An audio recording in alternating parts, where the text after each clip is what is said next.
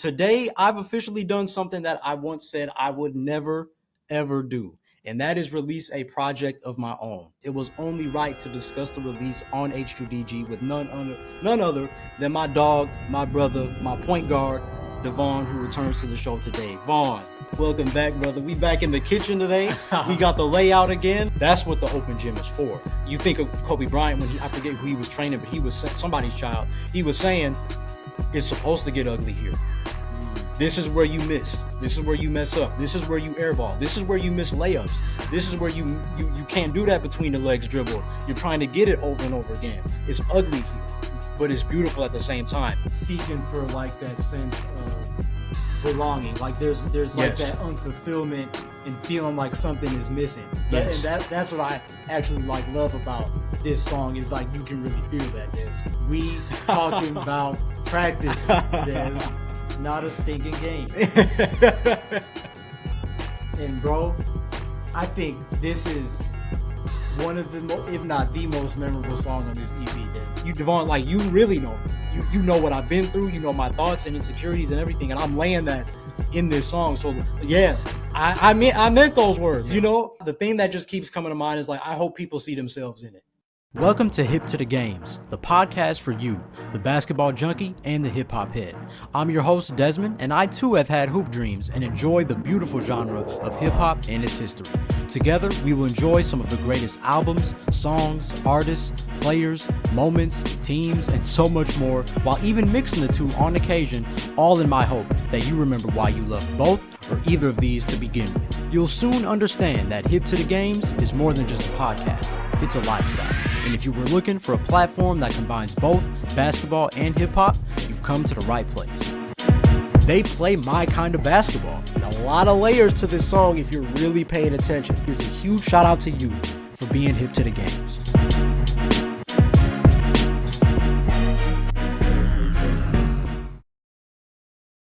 Welcome to another episode of Hip to the Games. Whether you are new to the H2DG family or a day one supporter, I appreciate you listening or watching today's show.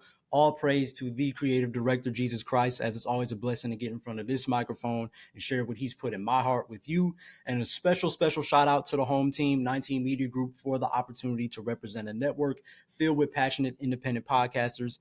If you consider yourself hip to the games, I would really appreciate it if you did take a few seconds to give the show an honest rating and review on all audio platforms like Apple Podcasts or Spotify so we can continue to grow this H2DG family. But in the meantime, today is a special episode. I know I say that a lot, and I'm sure you can always tell anytime that this brother is next to me here that it is a special episode. And somehow, man, I often forget that I am a man of few hats. I've been in radio. I host a podcast, and somehow I still forget that occasionally, you know, I'd like to be a participant in this thing we love called hip hop and rap a little bit. And today I've officially done something that I once said I would never, ever do, and that is release a project of my own. After dropping 3 random singles over the past year, I dropped my debut EP, Open Gym, today. And of course, it was only right to discuss the release on H2DG with none other than my dog, my brother, my point guard, Devaughn, who returns to the show today. Vaughn, welcome back, brother. We back in the kitchen today. We got the layout again. How you feeling, Vaughn? Yes, sir. I'm feeling back on the great. show. Feeling great, ready to celebrate my guy and talk about everything Open Gym today. Congratulations on the release, bro. Appreciate you, Vaughn. Yeah, let's have fun today, man. Yes, sir. Now, before any of you get it twisted, okay, this was actually not totally my idea. I was pretty much of the notion that I was just going to drop an episode breaking down Open Gym, pretty much how I do any other song, album. I did it for my own singles before. That's what I was going to do. But the other night we were washing dishes and whatnot, and Vaughn was like, you know, Des, how did you think about, doing an episode on Open Gym? What was your thought process on it? And that's when you came to me and you was like, let's do a kind of a Zane Lowe-esque episode and just like talk about the album. And again, that's why a big reason why Devaughn is here. Like as an artist himself, he understood that it's important for artists to have the space to talk about their art. And right, you had been through that in college as an artist and with illustration and graphics, paintings, you name it. So it was dope. I thought it was really dope that you saw it in that way in general. I didn't really think about it that deep, but you said like, Des, let's change it up. And so Devaughn was like, I want like let me ask you a few questions and let's just talk about the album in more of a free form format. So yeah, and obviously, Devaughn, like I said, you contributed majorly to this project. I mean, obviously, you're my brother, so like you're gonna relate to a lot of things on the album. But of course, you my dog, man. You my dog. So you did the cover art. You hooked that up for me, man, and like you really, again, man. What I love, I've said this about the podcast too.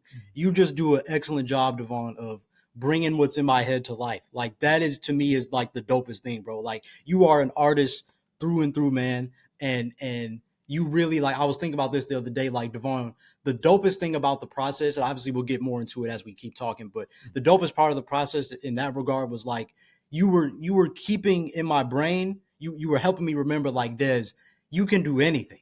Like no matter what you want this cover to look like, I want you to know we can execute it. And a lot of times I have that doubt of like, oh, well, if we got the resources, you know what I mean? But you were literally like, nah, bro, we can make it no matter how many like hand-me-down products we use, whether we like outside or in the house, like we can make it happen. And like I look at the cover and I like think of all that, Devaughn. So I think that's awesome. And again, if you want to take the time to even speak on that too, if you just want to get right into it, like Devaughn, can you just talk about your view of the process with the cover art, and especially kind of break it down for our listener what you were trying to execute with the cover art? For sure, bro. Yeah. So obviously it started with you, Des. Like you kind of told me what you wanted, kind of the general idea of what you wanted, the photo portion of like, hey, like it's got me like kind of shooting, like I'm aiming, just a simple release, at the shot, like, and I wanted a silhouette. I was like, okay, boom.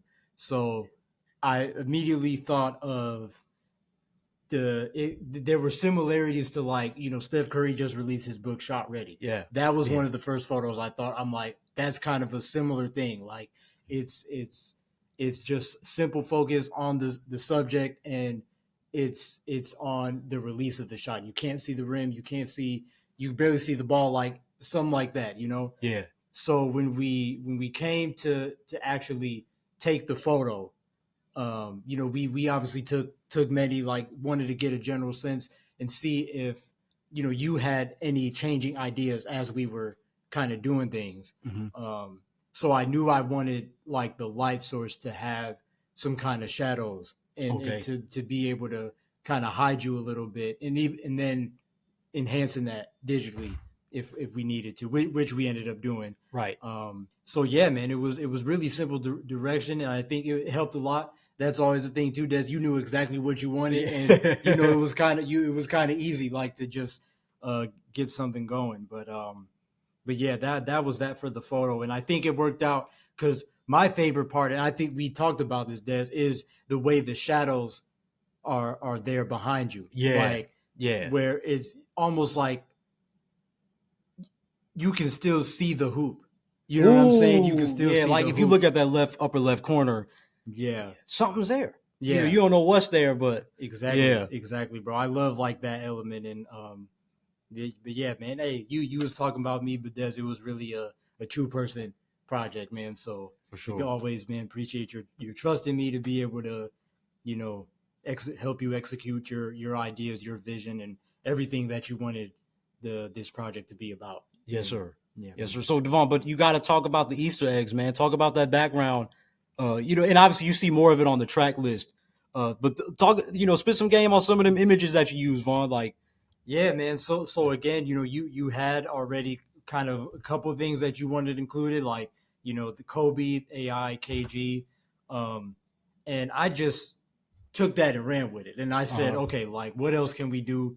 So like I said, you wanted it to be like a kind of collage setup, so I was kind of just placing images, and I'm like, all right, these aren't Dez's only favorite players, first of all, so let's see if we can get some more jerseys. But yeah, man, and then over time, like thinking about the project and what you had in mind, who you are as an individual, like, and then being able to hear like a little bit of what you allowed me to listen to even before this. Yeah. From what you recorded, I was kind of taking some of those things, like what was I feeling listening to it, like literally the lyrics, like what were you saying, like can we kind of put some of that, and like I said, there's just kind of knowing you, like tapping back into that that of us coming up the way we came up, wanting to be NBA players, and that feeling of having an open gym to yourself, like what was that like, just kind of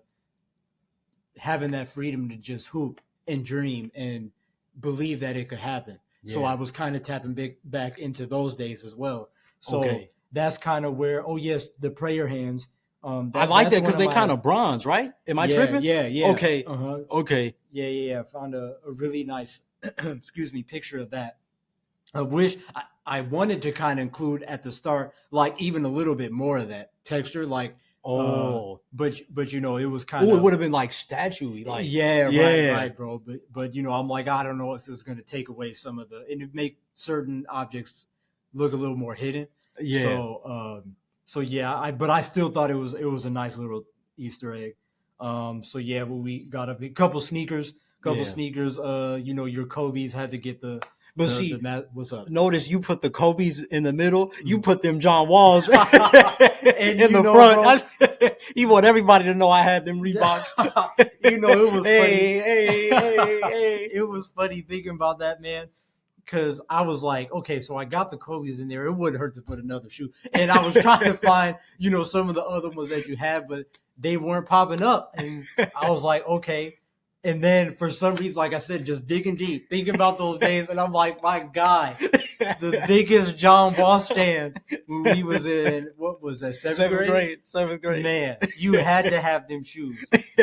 No doubts about it. And you wonder why? Because everybody was getting the black colorway. Yeah. And you said that then. Everybody was getting that black and blue joint. I said, I want his home one. Yeah. Everybody getting them Johns. Yeah, bro. So I had to get those in there. I thought it was funny. I kind of laughed to myself a little bit too, but I'm like, man. See, you probably don't know. Maybe you saw it in the other video, the other episode on our birthday last year.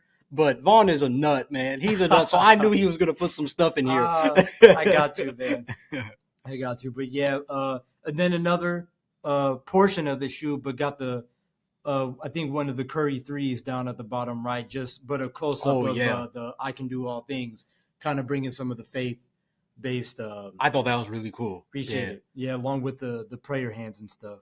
So I thought it was really important to include that as well, because I'm sure as we'll get into the album, the ways that there's a lot of faith and empowering lyrics in here, and reflection. So I kind of wanted to and to be able to like talk to yourself, give yourself that. Positivity to kind of take the courage to make the steps of where you're trying to go and what you're trying to achieve. So I thought that was important as well. And then it was just absolutely East Bay magazine cover, got LeBron chalk toss. Another era. I always talk about this when you was on your Bron, like way before Kobe, like way before your like game and your IQ and the way you view basketball now changed. Like big LeBron stand over here. That always feels like such a different period of life. It was, but like it's always funny. I feel like people wouldn't expect that because I talk so much Kobe, T-Mac. Like if you ain't in the mid post, and LeBron do be in the mid post, especially back then. He was off triple threat, one dribble, dunk you. But I digress. That was a time. But yeah, man. And then we got Rucker Park down at the bottom. Oh yeah, I was wondering what that was. Yeah. Okay. Had to get that in there. The basketball never stops. I feel like that's the thing. We could talk about that one line for probably a whole podcast. We could do on that era, early 2010s, elite socks, like Nike graphic, what they call it, with the text on it. Like, and that was the era for sure, bro. And like that idea has never left. Like that idea has never left. So he's in his bag. And then outside of that, it's really just a couple other. What was that? Oh yeah, a couple other just kind of NBA stuff in there, and then obviously the Like Mike Calvin shoes had to in get the top two right. Of those. And I thought the thing I'll say about that is I wanted to include So at the top right is, you know, when they busted, Mm-hmm. but the image kind of in the middle, you can barely see it, is behind the prayer hands, but it's when he put them on. So, you know, having those two different experiences of like, Oh. you know, the feeling when he put them on, but then the feeling when they busted after everything he Oh went through. my So, gosh. you know, kind of having the beginning and end of, Oh, and that's thinking dope. about your project, like, you know, I feel like there was a metaphor there, you know, so I really wanted to include something like that. Oh, that's see, I didn't even peep that. See, I'm not faking the funk. I did not even peep that, Vaughn. So that's awesome, dude. That's Yeah. awesome. You did your thing, man. You did your Appreciate thing. it. That's what I'm saying. Vaughn, we trust. Put it in the comments. And Vaughn, we trust. And Vaughn, we trust. But yeah, so that's with the cover art. Again, great stuff from Devaughn right there. But Vaughn, if you want to actually get into the album, man, let's get into it. I know Yes, you sir. had some stuff that you wanted to bring up as well.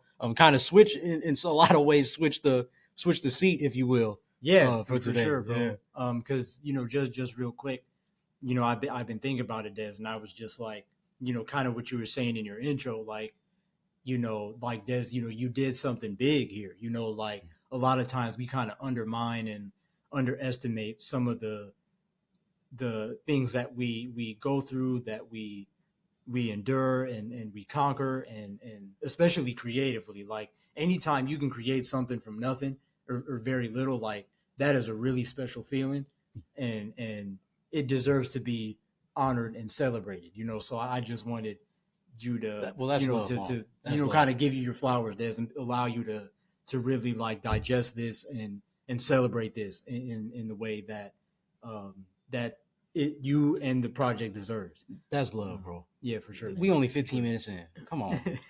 But with that said, man, let's get into it, Des. So, you know, as we kind of talked about before. So first things first is, you know, when we think back to, especially around college, maybe, and Mhm. then you first started getting into rap, like, poetry came first. Yeah. You know, and you always said, like, once you started rapping, that you wouldn't make music, you wouldn't do any drops. It was strictly a hobby. Yeah. So, with all that in mind, Des, like, when did you recognize that something might be changing? That, you know, that you know, where it's kind of like, dang, I might have to, like, really tap into this a little bit more than I initially wanted to. That's a great question because in a lot of ways, I can say literally last year that happened when I dropped One on One and Kemba Walker as singles, Okay. where I was like, I was because I realized when I was writing, Mhm. I wasn't just writing bars, I wasn't just writing punchlines, I wasn't just writing verses, I was writing concepts. When I Mm. knew that, like when I wrote One on One, Mhm. I knew that when I thought of putting the Kobe interview at the end, I was Mm. like, I'm doing something entirely different. Like, Yeah. I can't just spit this on the gram. This needs to be recorded. Mhm. And to answer your question, I would say it was at that moment when that happened. Also, I thought shout out Jay Powell, man. Jay Powell let me go on the days Oh with yeah, him. right. Shout out. And that was a great like warm up for me as well. Mhm. Cause that was literally my first debut. Yeah. That was my first everything was a feature. And he even said something like that, I think, when I was on his show, Artists Like Us. I think when he was like, I think he had introed me, or and maybe it might have been off camera too, but he introed me, and you know, he was like, man, this guy can rap. And I think he even did it. He did it when I was on the Music Buzz, when I was on his podcast. Shout out Preston, Chris, Fatima, everybody over there. But he was saying, he's like, hey, he's like, Devin, you rap, man, you rap. He's like, you know, and I feel like that it was like that big cousin energy of like, stop playing small, like you rap, you do this. Yeah. And so like I always kept it buried, and like, you know, your people gonna gas you up. But Mhm. like it didn't really hit me until I started just coming up with concepts, like where I was like, my brain is a little bit more conceptual than I think it is. And now it's time. Like it's time to really try to do this like Brutus. Yeah. That's what's up, Dizzy. So it wasn't like you weren't just writing things like maybe in the past. You were writing things, you were seeing things, you were hearing Yes. things like that were. Oh yeah. Yeah. Oh yeah. Because I say this all the time. Like that's what I love about rap, and I think you could. I think really all art, all creativity. I think Vaughn, you can attest to this. Like you saw me. I always say we did my 4 Bar Friday right here at Yeah. the side of the door. Right before, like, it was literally like, Vaughn, hurry up and like, let's do this before we got to walk outside the bus. Yeah. I'm going to get it because it's 4 bars. Yeah, Just film me real quick and I'm going to to post it when we advisory. Yeah. So I was like, I got to have it ready because it's Friday. So Yeah. I said, like, even back then, Devaughn, that was like 2013. We were sophomores in high school. Yeah. No, that was 2014. We were sophomores in high school. So, like, think about that. I forgot it 2014 honestly went back that far, Des, to high school. I like in that regard, I've been rapping for almost a decade. You know what I'm saying? So it's like, man, time. Yeah. So it's like the roots were planted that early. I was getting more. The only reason I was consistent with 4 Bar Fridays because I wanted Dame to see me. Yeah. Because before we were teammates, he was going to know who I was because I did his 4 Bar Friday challenge. That's the way I saw it. Sorry, CJ McCollum. You're going to be the 6th man. I'm going to take over. We're going to get championships. Just see my vision. Yeah. And so that's like when you're young and you swear you got it all planned out. Yeah. But eventually, you know, my competitive side was coming out. And they did a great job of establishing that. Like, yo, you can be a top 4 participant with this. Like, we doing this for fun, but the goal is to be top 4. Yeah. So I was chasing that, but then I got to a point. I'm like, man, they ain't sweating me because I'm young. Yeah. I don't have problems. I don't have bills. I don't have, life, know, but so once I was on and off college, like it was 9 years to finally be like, yo, 9-10 years. I'm finally like, yo, like I think I do want to do this a little bit. And that's why I said in my caption, like, literally shout out to everybody who saw this in me long before. Man, we could talk about Amber. And I don't want to get too sidetracked, but like, and if you don't know, Amber is our older sister, and shout out Am, love, yes, so much love, but she got to be the most. I don't think I'm ever going to meet anybody as emotionally intelligent and as intuitive as she is, because she always has that way about her where the things she says she be right, and like that was one of the things I remember. She posted one day, she's like, I think she was either on my DMs or something, and she was like, she'd just be playing with it. She was like, I think you need to be a rapper. Like, that was all she said. I think you are a rapper. And me at that time, I'm like, get out of my face, man. Like, but it's also those things where I say that, and then like it'll be like sleeping in the middle of the night, and I'll be like, she kind of right. Yeah. She do be right. Yeah. She do be right. I'm like, dang. Yeah. Like, so, and me, my stubborn butt. So I'm like, nah, she right. She right. And so I think about all of that, Devaughn. So yeah, man. But to answer your question, I would say definitely last year. 2024. Got you. Yeah. As you said, appreciate you sharing. There was a lot that I forgot to even think about. There's like, 4 Bar Friday. Like, that could be a whole thing too. We might have to say and do a little more discussion on like that your journey to rap, Des. Okay, But yeah, shout out 4 Bar Friday. I remember those experiences. I feel like, Des, the quick thing I'll say about 4 Bar Friday, I feel like those days, that was really like, Des, getting your shots up. You like that maybe underground boxer in the gym. Like, he's back there in the corner. He's getting trained with our guy right here. He ain't ready to fight yet. But he might be next. Yeah, that's what I remember about the 4 Bar Friday. That's a good analogy. Yeah, man. Yeah, bro. That I feel like allowed you to really practice, and you didn't even know like what was coming, right? But it allowed you to get comfortable, to peep the game a little bit, as you said, Des. Still being young, and then develop your skills in a way like, okay, I'm seeing what this person's doing, that person's doing. How can I do that in my way? Like, or I got some of that too.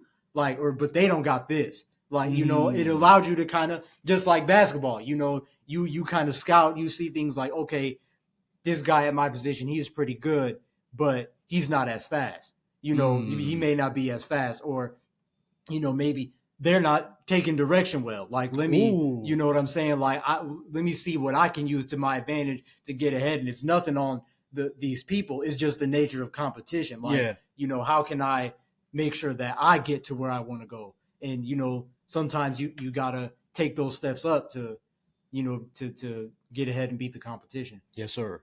Yes, sir. So yeah, and I think that's what those days did for you, Des. You're absolutely right. Those are my sparring sessions. Yeah, man. So getting into it, for one, Des, let's talk about the title Open Gym. Okay. And why that was something that stuck with you when you were writing your songs? Because even when you first kind of proposed the idea to me, Des, it seemed you had the title already. Yeah. And, I can kind of resonate with that, like, now that I'm thinking about it, because I told you sometimes, like, with some of my art, like, the titles came first. Mm-hmm. And but then they would change at the end. Mm-hmm. This one didn't change at the end. Right. And there's times, it didn't change at the end, but a lot of times it would. So I was kind of interested about that, Des. Like, why did you refuse to change it, or did something else ever come to mind after, or just talk about the title and the overall concept? Yeah, man. So it was like day one. That was the one that just kept. Again, I know you can relate. That for some reason, that was the one that kept coming to me, and it stuck. Like I was gonna say Elmer's glue, but no, this is Gorilla Glue. It was not budging. So I was like, open gym. You stupid. You stupid. Only you know the feeling.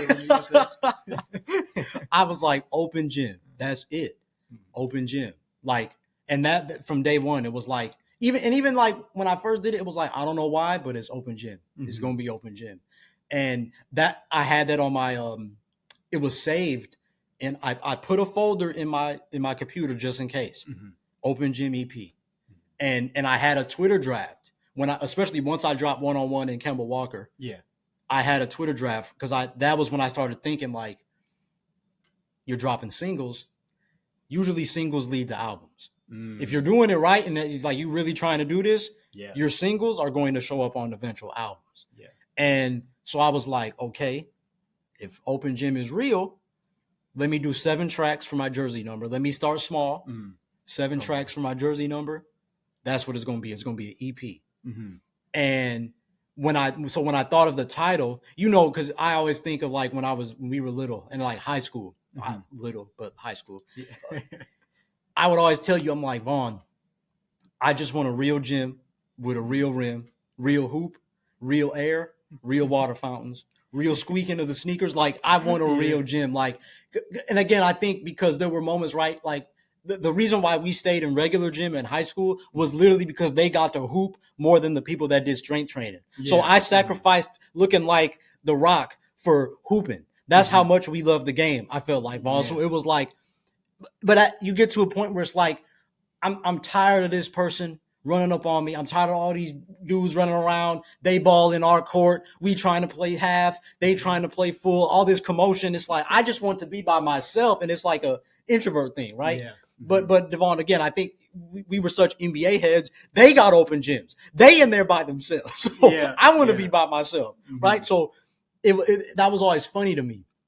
But so I think that was part of it. But the bigger, deeper theme in it was just the mind is an open gym. And if you look on the Bandcamp page, you'll see that that's what the summary of the album is. Like I mentioned how it's that last line. It's like where the beauty of practice is revealed through the moments of hard work that most players are scared to confront. That's what the open gym is for. You think of Kobe Bryant when I forget who he was training, but he was somebody's child. He was saying, it's supposed to get ugly here. This is where you miss. This is where you mess up. This is where you airball. This is where you miss layups. This is where you can't do that between the legs dribble. You're trying to get it over and over again. It's ugly here, but it's beautiful at the same time. And that's what I thought with this album. Like, okay, because even for me, Vaughn, you know me, like I try to be the positive guy. I try to be the strong guy. I try to be the guy that's encouraging. Like I always say, I think that trait really runs in our family. Like if one thing God put in the piles is encouragement. And so I always like to be that. But Open Gym, when you really listen to it, is a pretty, I hate to use the word, but it is a pretty negative album to a certain degree because it's so open. So my thing was, it's not Open Gym in terms of 50 million dudes running around trying to make each other better. But this is Open Gym is like, nah, I'm here at 5 a.m. It's just me. The only thing you hear is the basket and the ball bouncing. And we're going to do this. I don't know what's in store today. I might make shots today. I might miss shots today. But this is the Open Gym. Like the life is a lot like this Open Gym. You learn a lot through this game. I'm sure Devaughn, you can have your own podcast on it. You learn a lot. The game of basketball has really become a teacher as you get older, So it was really all that packed into one thing. God, love that, bro. I love that. Yeah. I love that. I think that is so evident too when you listen to it. There's like just how, you know, like I kind of like see this picture. Des, it's like you walking in the gym, like you're in the gym, and some like in moments I can see you shooting. Maybe you make a couple, maybe you miss a couple, but it's like nothing is, you're not really getting down on yourself no matter what happens. It's just the process. Yeah. You know, it's just it's that space is allowing you to work out everything that goes on up in here. You know, like it's that constant metaphor, like the brain, the mind, and the gym. It's all the same when you really think about it. Yes, exactly, Vaughn. Exactly, bro. So yeah, man, to kind of get into and really start. So I know traditionally you, Des, and I know the listeners here that have been around and have tuned into your album breakdowns and things like that. You usually go song by song. We might do that at times, but it's really kind of just gonna be off the cuff. You That's know what cool. I'm saying? That's cool. You It's know? your show. It's Okay. your show. It's your show. But I knew he wasn't gonna take it. I knew he wasn't gonna take it. I appreciate it. But no, Des. So but for right now, like I do want to start with Like Mike. Yes, sir. The opener to the album. Yeah. The gym is open. We up in here right off the bat. You come out with Like Mike, Des. Yeah. And I thought this is a great opening track. Thank you, bro. Thank you. Of course, bro. The storytelling, the dreaminess, like the so first of all, that instrumental. Yeah. Talk about that instrumental, and Des, I'll just give you the floor to talk about kind of how Like Mike came about, and especially as far as you know, kind of bringing in some of the traits to the movie. Yeah. I'm gonna ask another question in relation to that. Okay. But just in a general sense, talk about how the instrumental and everything that came about. Okay, yeah, for sure. So the instrumental, like anybody that knows me knows DJ Premier is my GOAT. Yes, you know, and that's no diss to Dr. Dre. It's weird. We live in an age where everybody, if you don't like apples, you got to mention that it's okay that I do like apples. I just like oranges more. So yes, Dr. Dre is great. Alchemist is great. RZA is transcendent. But DJ Premier to me is just, it's just something about that boom bap. He touched your soul, man. He will touch your soul as a hip hop head, but he knows how to touch your soul as a human being. And so when I came across that, like I said, honestly, I was reminded of it when Her posted on her story. She posted a picture, just a selfie to that song. But she had that song, and that's what everybody was saying. You know, they be saying like scaring the girls, like the PG version, scaring the girls music. Oh, like yeah. But they like, this is proof that ain't true. Like, look at her. Like she bumped that DJ Premier on West Side Gun, Rome Street. So I was like, man, that instrumental is crazy. So it became one of those, my North Star. Like, I want to rap on that. And so Devaughn was, you already know, bro, we was sitting, the first time we were sitting here. Yeah. And I was just playing the music and we freestyling like we do. And it was just like purely for fun at that point. Yeah, we were eating. Like, yeah. We were eating. It was like it was like any other day. Yeah. It was any other day. Yeah. And we cracking up, having a good time. But then like, you know me, like I'ma still think about that. Like I did want to rap on that still. And then obviously I was creatively dead for like some time and it just wasn't coming back. I had the conversation with you when I showed you Practice and you were telling me like, Des, what is stopping you from putting these songs out? Like, what are you doing? And that woke me up. I'm telling you, Vaughn, you put the battery in my back, bro. I was like, I need to finish that song. I need to mix and master Practice, and I need to finish this. I'm doing Open Gym. And so, yeah, man, that beat is just, like you said, it's dreamy.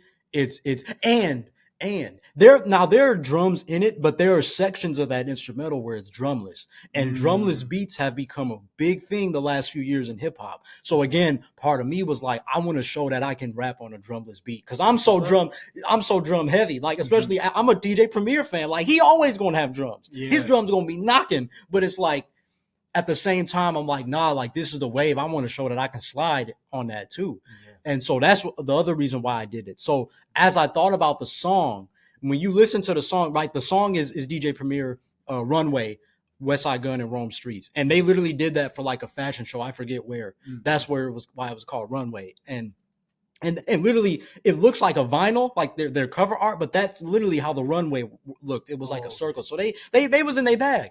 But in that song, West Side Gun, the hook, used to want to be like Mike. Now I got 50 in the mics. And so and one thing about me, if you notice on a lot of these instrumentals that I picked, I paid homage in some way, shape, or form. I did it with One on One. I did it with Like Mike.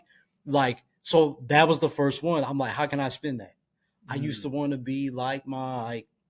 Used to want to be like Mike. And that sounds like the commercial, right? Yeah. Oh, the jingle. Yeah. So I'm thinking of my verse and I'm like, see, I used to want to be like Mike.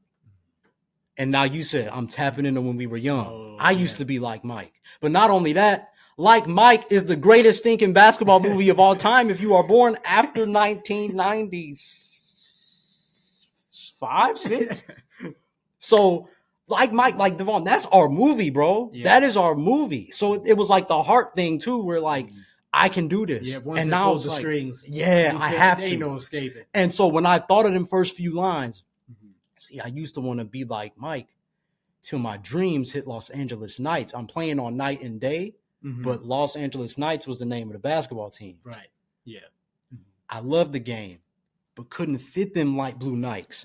It didn't work out for, you know what I'm saying, the way that I hoped. Man, the way that line like pulls on your head, like the first time you played it for me, like I was like, man, like there's that ability, bro, to you have that like relatability ability to like really like there's like the way that you took that what was within yourself and you turned it like into something that like we all feel at one point, at many points in our lives, like that feeling of like I didn't make why the not cut. me? Yeah. Like yeah, I feel there's like you tapped into that and turned it into such a great story. Like so Thank well, you, bro. brother. Thank you. So well, bro. So I kept going, and it was like, love the game, but couldn't fit them light blue Nikes, right? Shout out Raekwon, because on Wu-Tang, he said, I kick it like a Nike flight, right? He didn't say Nike. And I just saw a tweet the other day that said rappers that mispronounce words on purpose and like the greater than signs. To be fair, that's how they say it in the UK. Some people. Oh, word. They say so like you learned Nike. something. Okay. So so I did that. So I didn't say Mike's because I would have said the same word, which is okay sometimes. But I was like, love the game, but couldn't fit them light blue Nikes. I crossed left, but somehow it don't seem right. You play with directions, but it's the basketball. Literally, like I crossed left, somehow it don't seem right. And then when I said, does the Father guide my steps? Or am I missing the point? Why my kicks feel like the ones you forgot to anoint? Because the movie, the magic kicks, but playing on the fact that I feel like my steps aren't ordered, I knew I have to finish this. I don't care what the end result of this looks like. I'm finishing this song, and it's going to be called Like Mike. Yeah. Wow. Bro, I'm saying like that line was another one, like, wow. Because even in the movie, like the lightning, like just the storm happening, and the fact that the shoes got up there, like what if there was another pair of shoes? You know what I'm saying? Like they hit those ones. They like finally it took something like that to hit yours. And not only did like it gave you the just supernatural black cat ability on the court. For sure. But since we were getting into lines too, Des, so I do just want to point out where you said, life's straight about a movie, but it's missing a scene. Regardless of my status in the copious cream, I still yearn for the life that every kid dreams, although I keep hoping something in me is howling. I done lived just like Mike, but it's time to be Calvin. Yeah. So I wanted to talk about this one, Des, because I think this is another one that's kind of like, so is this I'll just ask you this, Des. Okay. In what ways do you feel like you've lived like Mike? And what does it mean to be Calvin? This is a great question. So if you listening, so the thing about Like Mike, that first verse is me. Okay. That second verse is Calvin. Oh, which is crazy because you like, well, duh, Calvin, like Bow Wow was a rapper. Yeah. Like why? Like in a perfect world, I would have just got him on a feature. Yeah. But my brain was like, if at the end of the movie, Calvin said he wanted to be a regular kid again. Yeah, right. What would he rap? Why did he want to be a regular kid? And so my brain was like, rap it as if you're answering that question.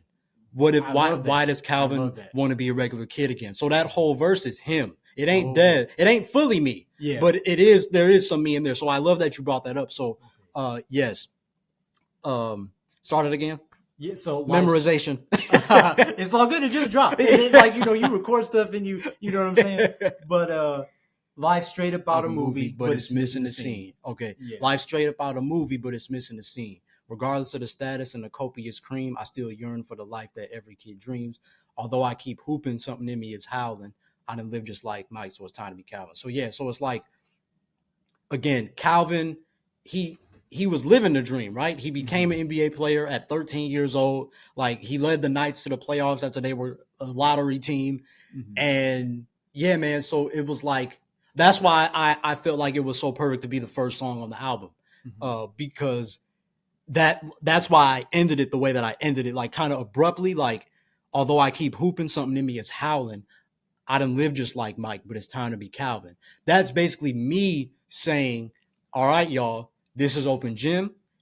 It's going to be fun. It's a lot of basketball references in here, but it's time to give you Desmond. Like, this project ain't really what you might think it's going to be. And I wish I could give you something a little more hype and a little more joyous and a little more Bible verse. But in this season that I'm in, that's not how it feels. And just like Calvin, right? I done lived the dream. I'm an NBA player. I got the money. I got all this stuff. I don't have a family. What I wanted was a family. That didn't give me no family. Yeah. So it's like, I do feel a little weird still hooping. Yeah. Because I still, my heart still yearns to be a part of a family. Yeah. And not just an orphan. Right. So that's essentially what that was. I think that's essentially what that was, Vaughn. Like, me kind of breaking that chain the same way Calvin did at the end of the movie. Yeah. And trying and seeking for like that sense of belonging. Like, there's like that unfulfillment and feeling like something is missing. And that's what I actually like love about this song, is like, you can really feel that there's like, trying to figure out like what it is that you're yearning for. Yeah. And that's a kind of bigger theme throughout the album, right? Yeah. Like, and even when I said that, right, life straight up out a movie, but it's missing a scene. That's literally like Mike, it's off the movie, but Calvin, again, he's living a movie, like, as the kids say, like, his life is a movie because he's an NBA player and all that stuff. But it's missing a scene, right? The scene of me being a part of a family. So that's what's up, man. I love that. I love that. Thank you, man. It's a great opening track, man.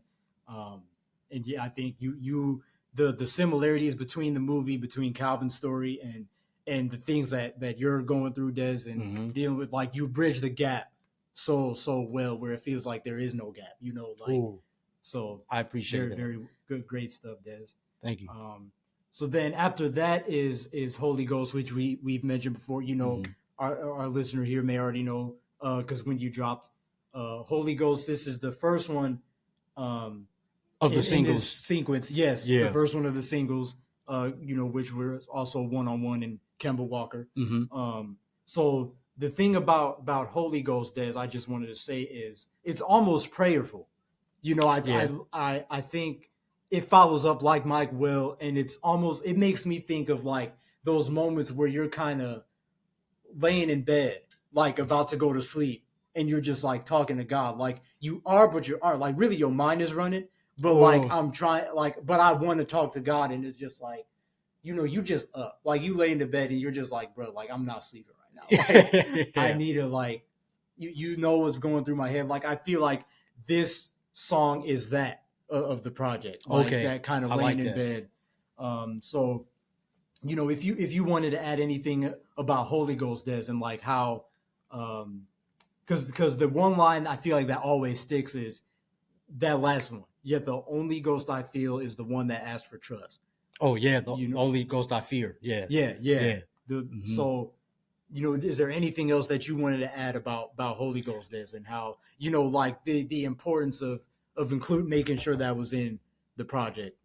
Oh yeah, man. I think you nailed it, Vaughn. I think, and honestly, I didn't really think about it that way, but I probably would have said it in other words, but that's really what it is. It is kind of a prayer in that regard, because like I said, when again that's a big shout out to Jay Powell, where like that he dropped that beat tape, and I was like, you just gonna hide this from us? Mhm. So I'm like, I'm rapping on it. And, I bought it and everything, and I rapped on it, and I sent it to him and everything. And like I put in the subject line, I said, "This is your fault." I think I something like that. And so like I again, like, that's somebody that I've gotten to know in this little like what I want community we've kind of built, like across like me, D Skills, Harris, unregistered user. Like it's crazy that just what a podcast birthed. You know what I'm saying? Yeah. Mm-hmm. And so I like obviously like I was like, heck yeah, that's going on the album. Like, Yeah. so that's pretty much why I was on there. But yeah, Vaughn, it was prayerful in that regard. And like I said, like even for me, I'm still like exploring what that line means. Like, and yet the only ghost I fear is the one that asks for trust. Like again, because God is not going to tell you the full picture. He's going to ask for your trust. And that's also play on the eeriness of it, right? Like ghosts, ghosts aren't out to get your trust, right? They're out to get you. Yeah. But like at the same time, like imagine that, right? The Holy Ghost, he wants your trust. That's a little scary when you don't know where you're headed. That's a great way. So I wanted to play on that spookiness of it, right? And crazy enough, this is dropping a few days before Halloween, so it fits. So hey man, I'll take it. But yeah, man, that Devaughn, I think you nailed it though, bro. That's exactly what it is. Like if you up at night like me, like us, and you just out here like where you're trying to sleep but you can't rest. Yeah, that's oh boy. yeah. We done all been there. But that's what that is, man. Like Holy Ghost is just kind of that. Just again, I mentioned a lot of things on this album that I struggle with. Like again, I don't want to get too far ahead of you. No, you're okay, bro. But like I said, it's just some of those basic things. Like I said, I'm a dreamer. I can't help it a lot of times. I'm a dreamer. Yeah. And as I get older, I recognize that I'm a dreamer to a fault. Mm-hmm. I can recognize that and be honest with myself. We talked about that a lot, being honest with yourself. That's scary when you have those conversations with yourself, where it's like, dang, like is the reason why my life going the way it's going is because I'm a dreamer. Like again, Devaughn, we could talk about so much, bro. Like, I know you got other stuff you want to talk about, so I don't want to go too far down the thing, but I think about that. Like one of the things I really, really, really have a gripe with myself about is that as I get older, like why is it that I tend to get weary in well doing? Why is it that it's been safer for me to dream?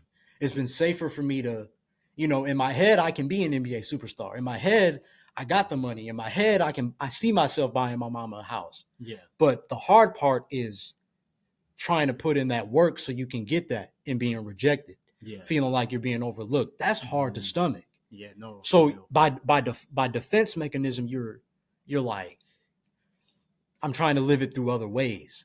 I'm trying to dream about it because it doesn't seem possible to grasp. That's something that I'm really wrestling with. Like I've told you, man, if you're in your 20s, me and Devaughn fully understand what it mean, what people mean when they say your 20s are rough. Our first half of the 20s, it's all good. Yeah. We was kind of cruising, but this second half, like we just like Calvin and Murph. I feel you, Desi. Yeah. No, for real, Des. That's real. So I appreciate you sharing. Yeah, for sure. And I think a lot of those themes come up. They do underneath. Like it's really a constant. Like when you listen to it, there's like and there's not that much break between the songs, which I think allows that. Again, just next shot. He cold. But I think it's all a great metaphor to the point, the whole objective and goal of this album.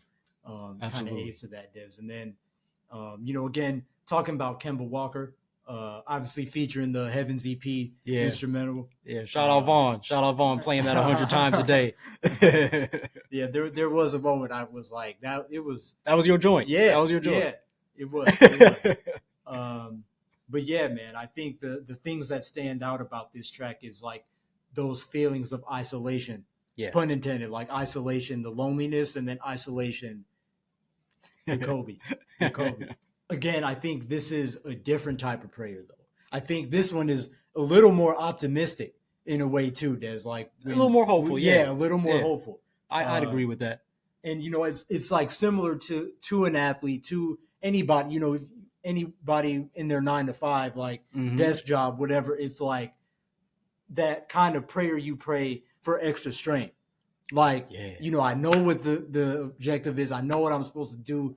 But Lord, I just need like a little bit more just to like get through. That's Yes. what I feel like this song is, Desi. It Man. is. Like as you said, like even with some of the heavy things, when you really think about it and process it as you listen to the songs, like this one does feature some optimism and the ambition. Like I thought about, you know, ambition was always a big track for us, like in terms of our, man. Like, and I feel like this song is that for in your EP. Des. Oh, you know I love that. You know I love that. You know, and it gives you that image of like somebody that's ready for the moment and you know, trying to prepare for the moment simultaneously, and is like kind of gearing themselves up. Like, all right, like I can show up. Like if I put the time in, and if I think about everything I've done up to this point, like come on, why not me? Yeah. You know, why not me? That's true, Vaughn. And I, again, you nailed it. And you know, of course, I released separate episodes breaking these down, Kemba Walker and one-on-one. Right. But yeah, man, that's what that is. You're right, man. Like you're putting stuff in my brain that I didn't really focus on too heavy. But yeah, man, that's there. And I think it's also like all right, Lord, you see me. You see me about to shoot this shot, don't you? And I don't know what's gonna happen. Yeah. But with this little mustard seed faith that I got, same thing I mentioned in Holy Ghost, with the little bit of faith that I have to motion my arm to shoot this shot, I want you to know that I'm trying. I want you to know that I'm finna do it. I'm gonna do it. What's that from a movie? I know. Oh, it's like the audio everybody's using on TikTok. But I'm gonna do it. I'm gonna do it. Like that's how that feels. Like I'm right on the edge. Like, Lord, you know how I feel, but I'm gonna shoot it. Yeah, I'm gonna shoot it because you're watching me. I'm not feeling much direction. So like I always say about Call of Duty, when you play Call of Duty campaigns, there comes a point where you're not supposed to be following everybody. Yeah. They want you to go through that door first. Yeah. They want you to run into the zombie first. They want you to run into all the commotion first. They want you to jump into the foxhole, right? And like you gotta play the game sometimes. Like when you young and you scared and you act like you're going forward and you pedal back. You act like you're going forward, and then they finally like, come on, and then they run like. But sometimes you gotta be the one to run up in that house. And then there's some cutscene where you get blown, and then like, it's like, oh, let me help you up. You knew I was going to get hit. Like, it feels like that. Yeah, it feels like that. You unlock the memory, Des, because like sometimes the thing with the Call of Duty, like you sometimes like in the houses, you think like, okay, I just got to open the door. No, you got to go up the stairs too. Like, and somebody gonna be right there with a gat in your eye. Like, yeah. But no, man. You know, kind of sidetracking though too, Des. I wanted to ask this. You brought this up earlier, and I should have asked it then. But you know, thinking about some of these songs and these instrumentals, like it seems that for some of them, if not majority of them, have kind of came. They just came like organically, like to you, like, oh yeah, it's got to happen. Like maybe you heard something, or you saw something, or you thought about it. But I just wanted to ask you, for one, about how did you go about, did you have any doubts about any of the instrumentals? Were there others that you considered? And then you maybe talk a little bit, take a minute, we'll pause a little bit, and I want to get more into like the instrumental part, the mixing and mastering portions, because that's something, a new skill you've been learning too, like through this project. So kind of, you know, talk about all that. It's like, that's a good question, Vaughn. I think, so a lot of it was organic, and I think other MCs will tell you when the bars just start coming, you know, you got something. I would say it was like that with Kemba Walker. Like I said, the bars came first, or like they came quick. They came quick. Yeah. One-on-one was like that. Like I said, I had that. Now my switches turned on, like DMX with the songs, got that. But the outside keeping like that part, I had that set in stone, so I knew I just had to work around it. And then by the grace of God, like it was flowing. So a lot of, again, like with one-on-one, it was like I heard that song on the Rhapsody album, Please Don't Cry, and I said, yeah, I wanna go off like they going off. When I heard Heaven's EP, I was like, oh, I see why Vaughn is listening to this over and over and over again. And then it was like, oh shoot, and I had that inkling of like, you need to write to this, and I did, and it worked out. Like I said, like Mike, that was like once I put the story together, it was like I got to run with like J. Cole said, like I got to trust that the next line is going to take me to where I'm supposed to be. I got to trust the next line. Yeah. So a lot of these instrumentals were like that. I'm trying to think of the other ones. Like I said, J. Powell, Holy Ghost, I knew instantly. I'm rapping this. Like that flowed. The minute I heard it, stuff was coming to my head. So a lot of times you heard the instrumental first and then the lyrics came? Yes. Okay. Yes. Were you kind of like Eminem at all ever, Des? Like, did you I mean, who is? But like, did you have the like anything written down already and then went back to it once you heard something? You know? Fun fact, Holy Ghost, when I said though the path gets narrow, please don't let me ditch no Nintendo. I ain't trying to switch. I had a whole Instagram freestyle I was going to rap with that punchline in it. Totally different bars, but that punchline was still there. Okay. And so that happened to fit with Holy Ghost. So I just went in. That was a fresh project with that section. Oh, okay. All you had was that. Yes. And then you built around it. Yeah. Yeah. Well, yeah. Like I had a whole separate freestyle, and I said but these bars can fit. I really want to say this. Yeah. This is like it fits with what I'm trying to say. So I brought it to Holy Ghost. Okay. So yeah. And like Mike, the page line, the Page Becker's thing, like that was on my Twitter drafts. Whole different, like that was the definition of a rough draft. Sometimes I'll write, skip a line, skip a line. Like I'll have sections of punchlines. That was one of those. Okay. I was able to merge that into like Mike. So yes, most of the time I hear the beat and the bars flow. Other times it's like, yo, remember that punchline you got sitting in your Gmail draft? Go get that. Like it's like that, you know. And then other times it's just completely organic. But I would say for the most part it's organic. But the inner MC in me is like, you know, we always playing with words. You know, we could be at the grocery store with mom, and we'll be in the freezer aisle. She'll ask me something and be like, Des, and I'll be like, oh, you know, because I'm probably like, let me hold up before we turn this corner. Let me write this down in my Twitter draft before I forget later. Like, you know, that's sometimes how it be, man. Got you. Yeah. Got you. Always, what they call it, just always working. Always, even when you think you're shutting off, like it's always moving. For real. I know you said something about the instrumental. Did I answer everything you wanted? Yeah, that was good, Des. Okay. But yeah, and then if you just want to talk about the learning process of mixing and mastering, how's that been going? What did you learn through that? Oh my gosh! And you know, how are you feeling moving forward? I see why they pay y'all to mix and master.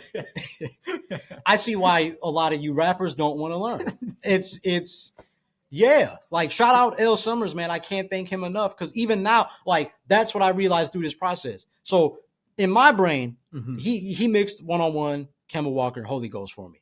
He and you know obviously he did the honors of mixing and mastering. You know, mixing and mastering is a separate thing. Mixing is just assembling pretty much, and mastering is really getting it to sound the way it needs to sound. What I didn't know is all that is up to you. So when I'm the way my brain works is, oh, hey L Summers, I really like how you did Kemba Walker. Just send me the plugins that you used. Tell me what the numbers are, and let me put that joint in mine. Like, how hard could it be? Music theory, right? Like, how hard can it be? And I'm sitting down doing it, and I'm texting him. I'm blowing up his email, his IG DM. I'm like, yo, man, okay, like, what you think about this? I'm trying to do this, but it don't really sound like how you want it. And he finally had to tell me, like, bro, it's not going to sound like how you want it. And you're not going to do that in this month that you're trying to drop the album. Like, be cool and gracious with yourself. Make the sound that how you want to sound it, and you're going to learn. And I feel like it was kind of like that thing, right? You know how sometimes you ask your parents for help with something, and like they're teaching you, but then gradually they take their foot off the you know, they let go their hand where the J. Cole, and before you look back and they all the way back there. Yeah, that's how it felt with L Summers. I feel like, and maybe that was unintentional from him, but it was like it allowed me to realize, oh, the sound that I want is gonna be my sound. Like it's not done till I say it's done, and if I feel like it's done, we gonna move on to the next thing. And I learned that, like, to give myself that authority, but also that grace of just like, okay, Des, like, you know, play with this stuff. see if you like it. That's a lot of what it is. And it is tedious. Like, that's what I heard somebody say when I was YouTubing mad tutorials. They were like, the thing about mixing and mastering, it's not just throw this up however many hertz. It's literally like tweak, tweak, tweak, tweak, tweak, tweak, tweak, bow. Yeah. It's not move. It's like it's very little things, and that's what was messing with me. And then I finally sat back and I'm like, L. Summers was right. I think like he kind of was showing me like, Des, you're gonna learn this through experience. You might not really learn how to mix and master till you 35, right? We 27, so I might not really be in a comfortable place till I'm 35, and it's open gym 4. Like, you know, so I had to get comfortable with that. But it's been cool. Like I said, it's been nice to just do it on my own time, you know, and just be like, look, when I want to cook something up, I can cook something up. That's what's up.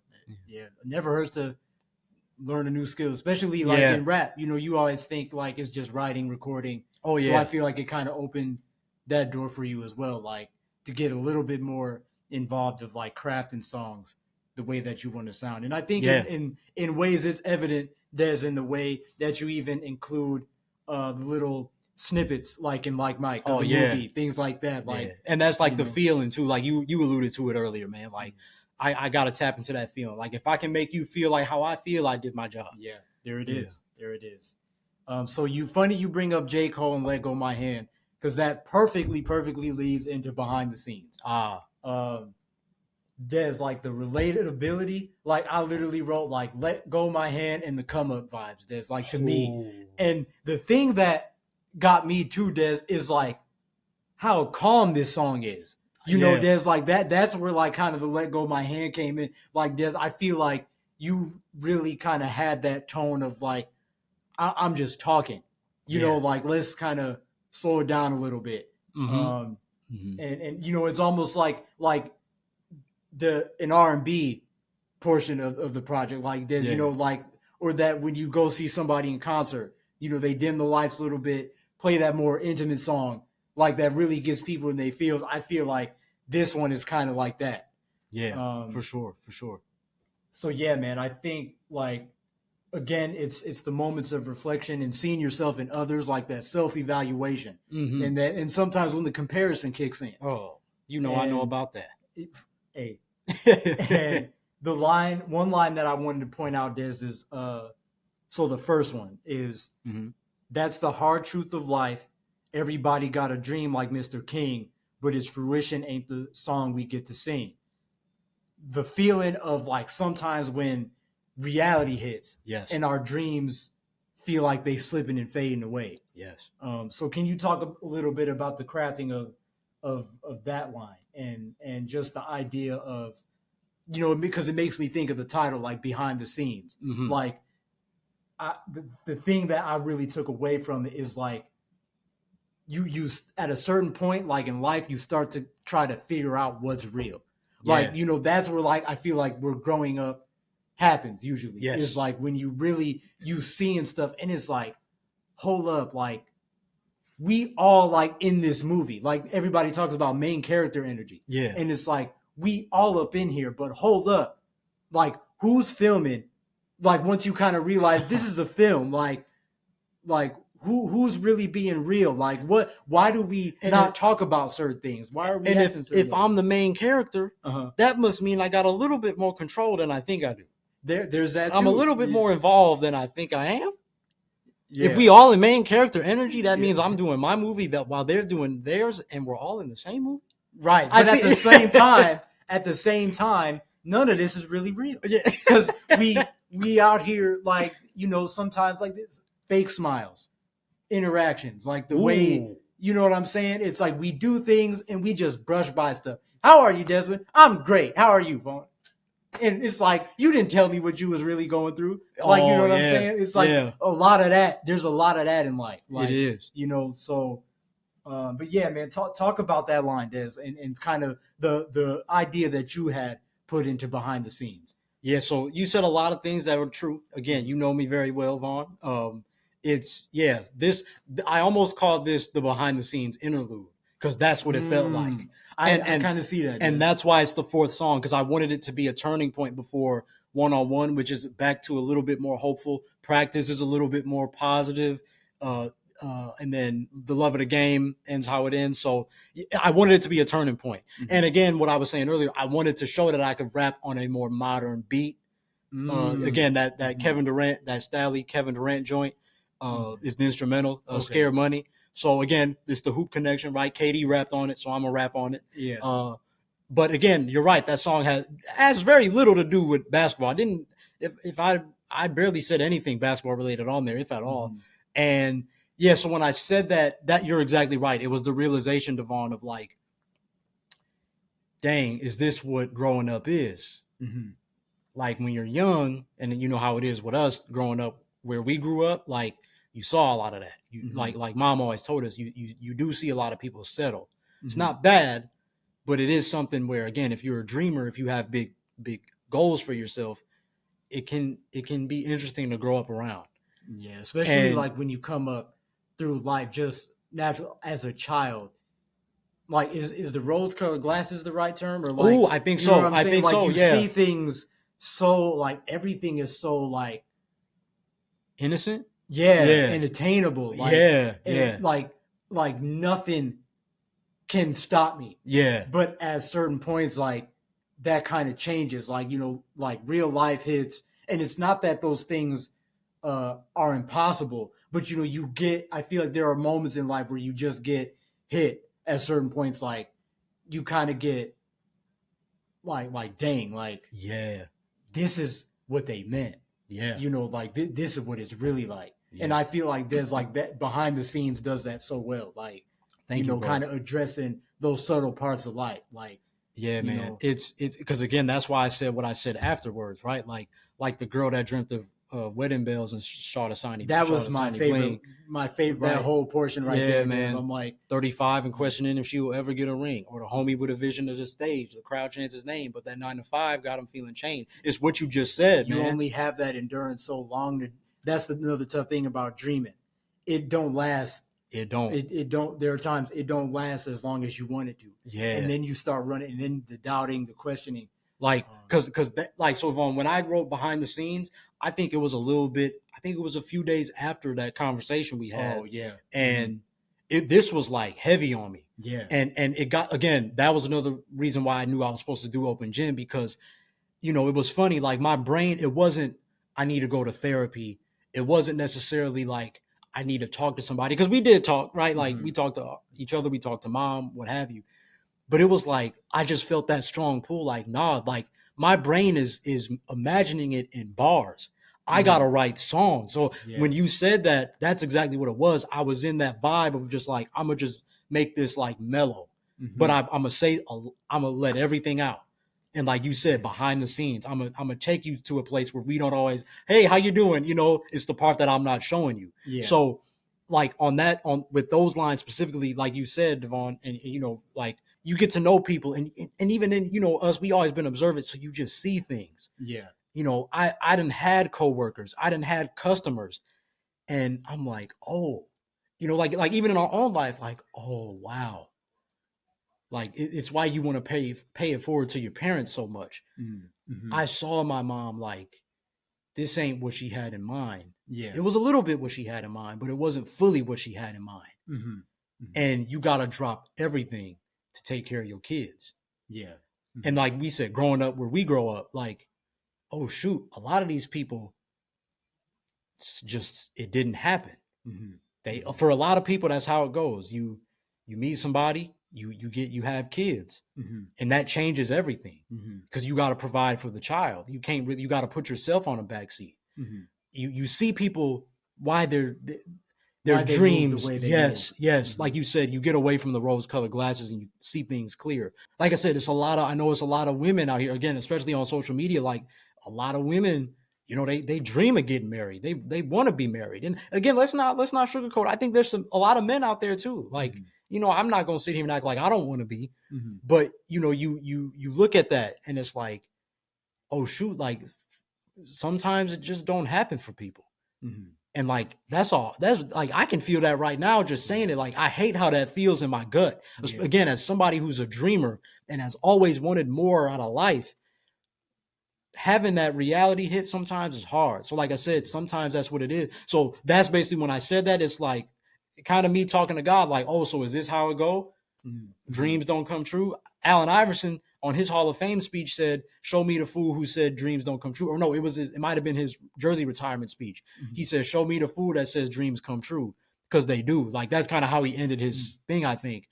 And, Allen Iverson is everything to us, Mm-hmm. but then it's like when I'm back at the crib, all that's around me is people that didn't. Yeah. Mm-hmm. So you just like, dang. Yeah. And then it's like the importance too, like, you really got to take care of yourself behind the scenes as well. That Yeah. like if you in front of this camera for so long, and I feel like being able to kind of protect yourself from some of that influence, because they can really rage war in your mind.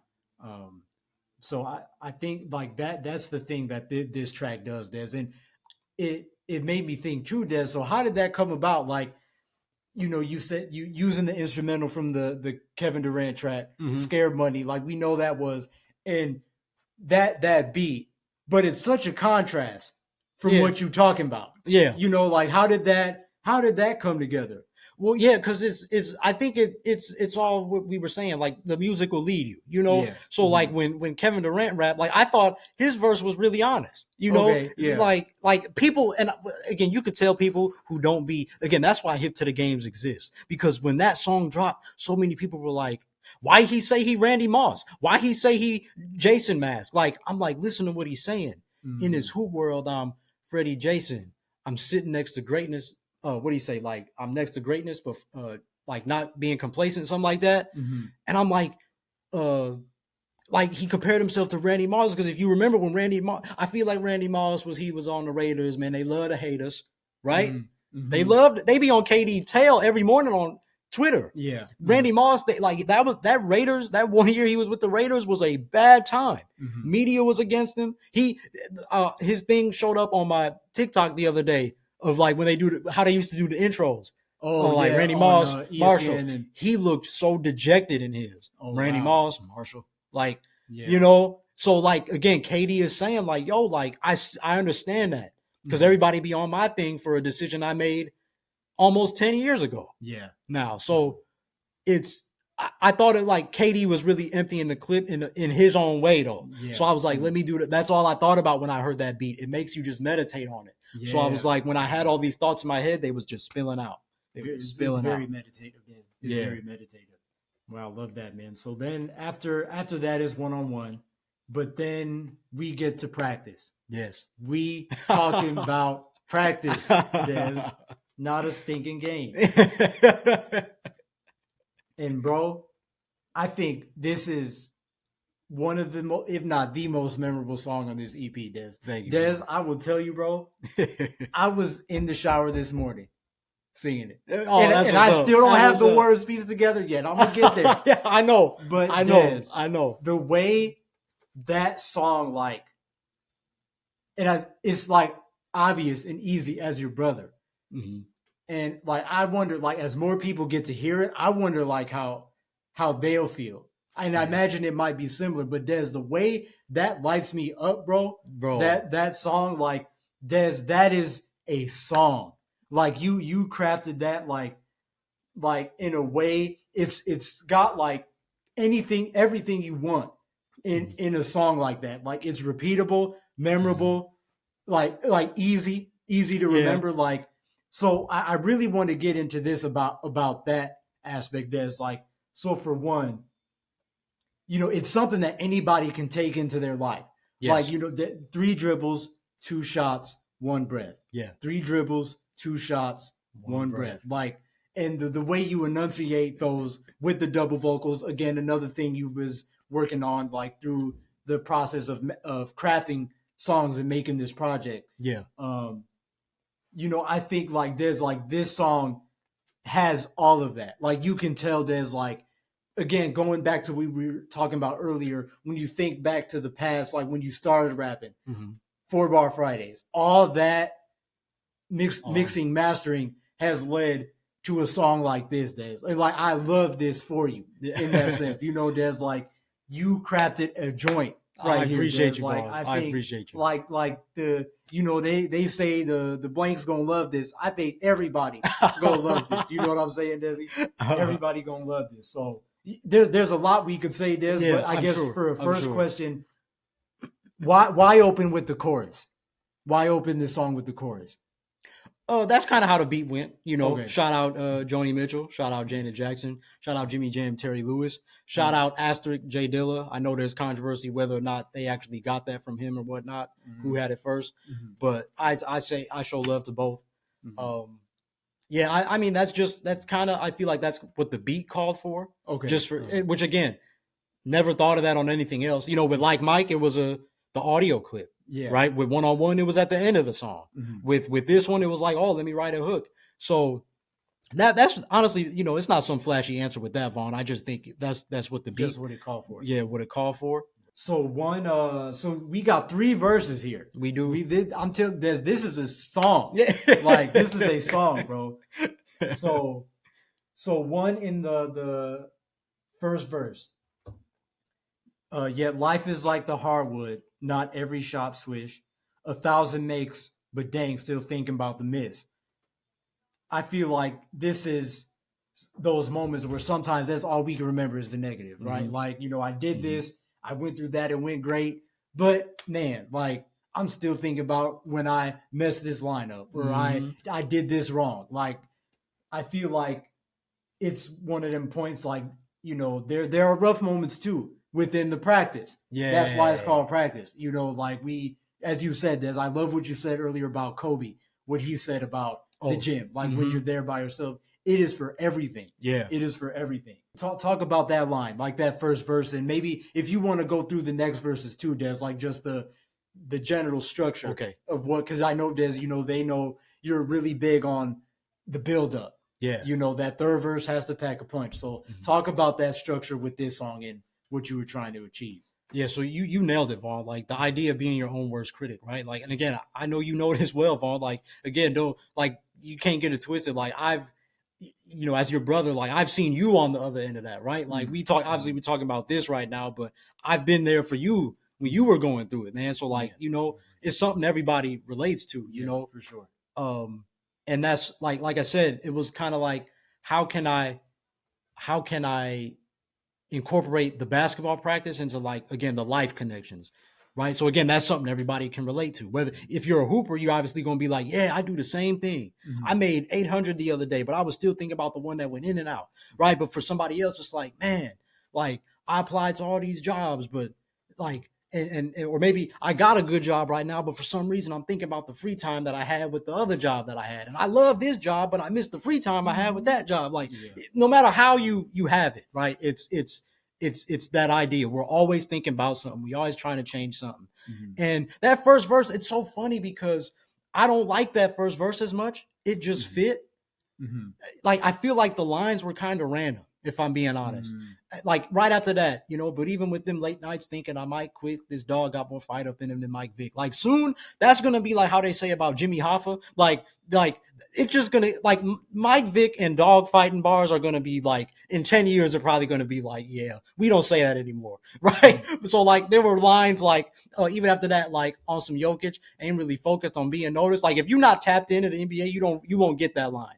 Right, because Nikola Jokic be out of it. Like we swear he just want to go home and play with his horses. Like he don't care about being a champion or nothing. Like so that was me kind of like poking fun at that.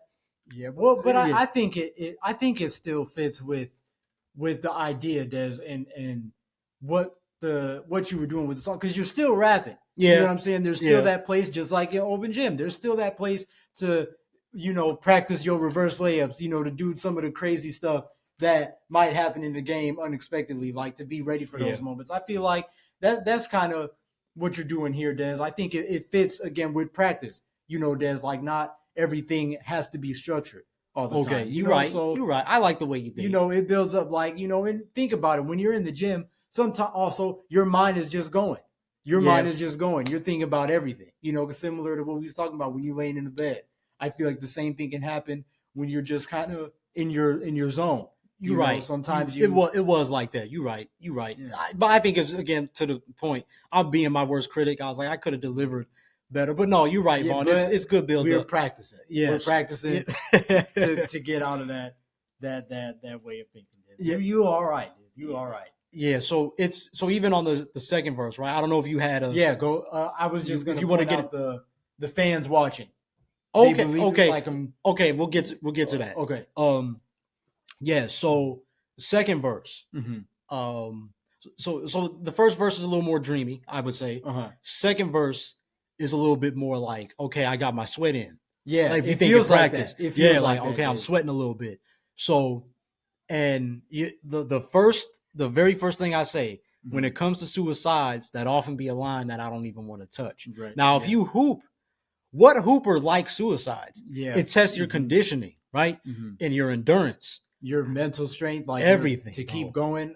Everything. You Yeah. made sure you ate that day, because if you running suicides, you is not going to last. Yeah. Now, Vaughn. But again, what does it also do, right? And I think especially like as human beings, right? Like, and I think as men, the coaches always stress that, right? Because it becomes about integrity. Are you gonna be lazy and just not give your best effort, barely touch the line just because you focused on finishing the drill, or are you gonna try to get it right? Are you going to use that extra energy to bend down and touch that line and run to the next one and touch that line? Some people, that's the reality of hooping. Some of these dudes do not want to, and I shouldn't just say that, players, some of these players, whether it's guys or girls, don't want to touch that line. You see it. Yeah. You see it. Some people aren't enough. Like they just don't have it in them. They would rather just take the easy way out.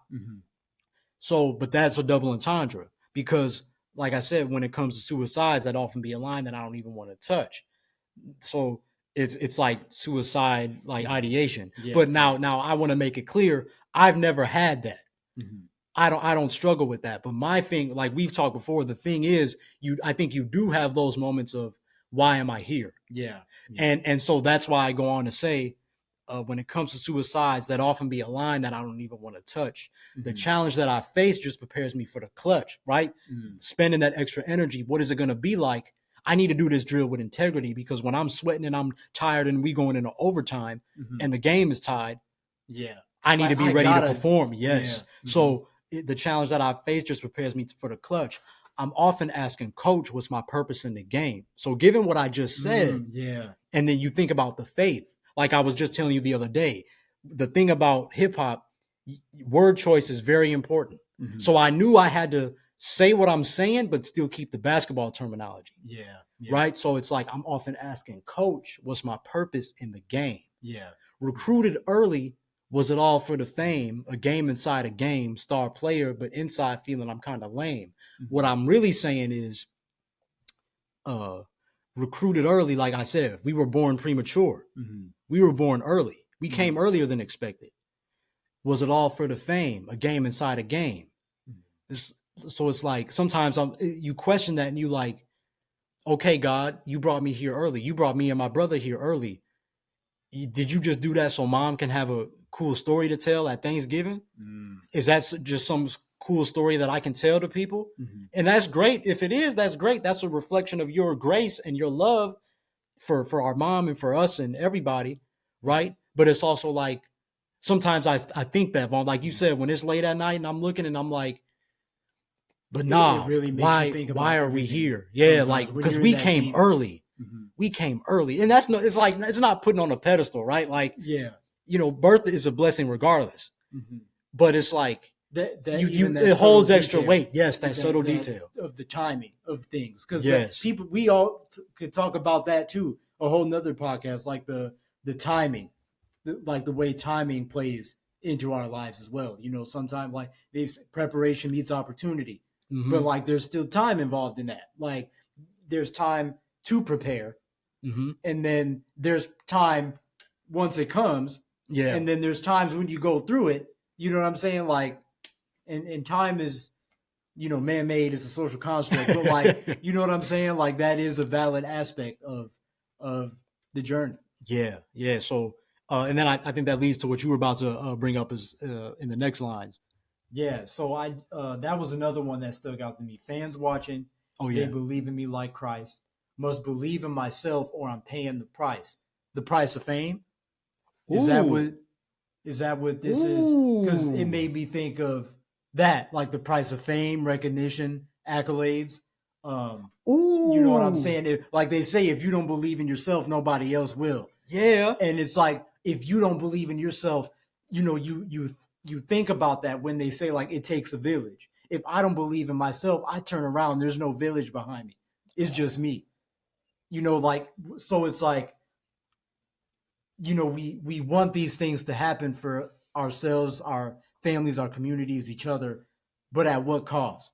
Like that's kind of what this line made me think about.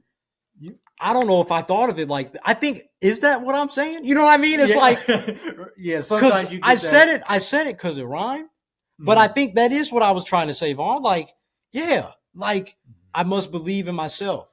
Like, because Yeah, if I don't, who will? because So then I you guess live you're with the right. regrets as well. That's the Yeah, other you price. bro, you You nailed it. know. You nailed it. I don't have nothing to say. Like, you're right. Like, and I played on that in one-on-one too. Fans watching. When I say fans watching across this project, Mhm. I see my family, I see my friends, I see Mhm. it's not random people. Yeah, And sometimes it is. yeah. But I always say that fans watching, my community watching, Mhm. right? If one of us were to blow up tomorrow, they gonna know, like our hometown gonna know, like, oh shoot. Mhm. Yeah. So yeah, like folks watching, they believe in me like Christ must believe in myself. You nailed it, Vaughn. I Mhm. gotta believe in myself. It's getting to the climax of before we get into that third verse.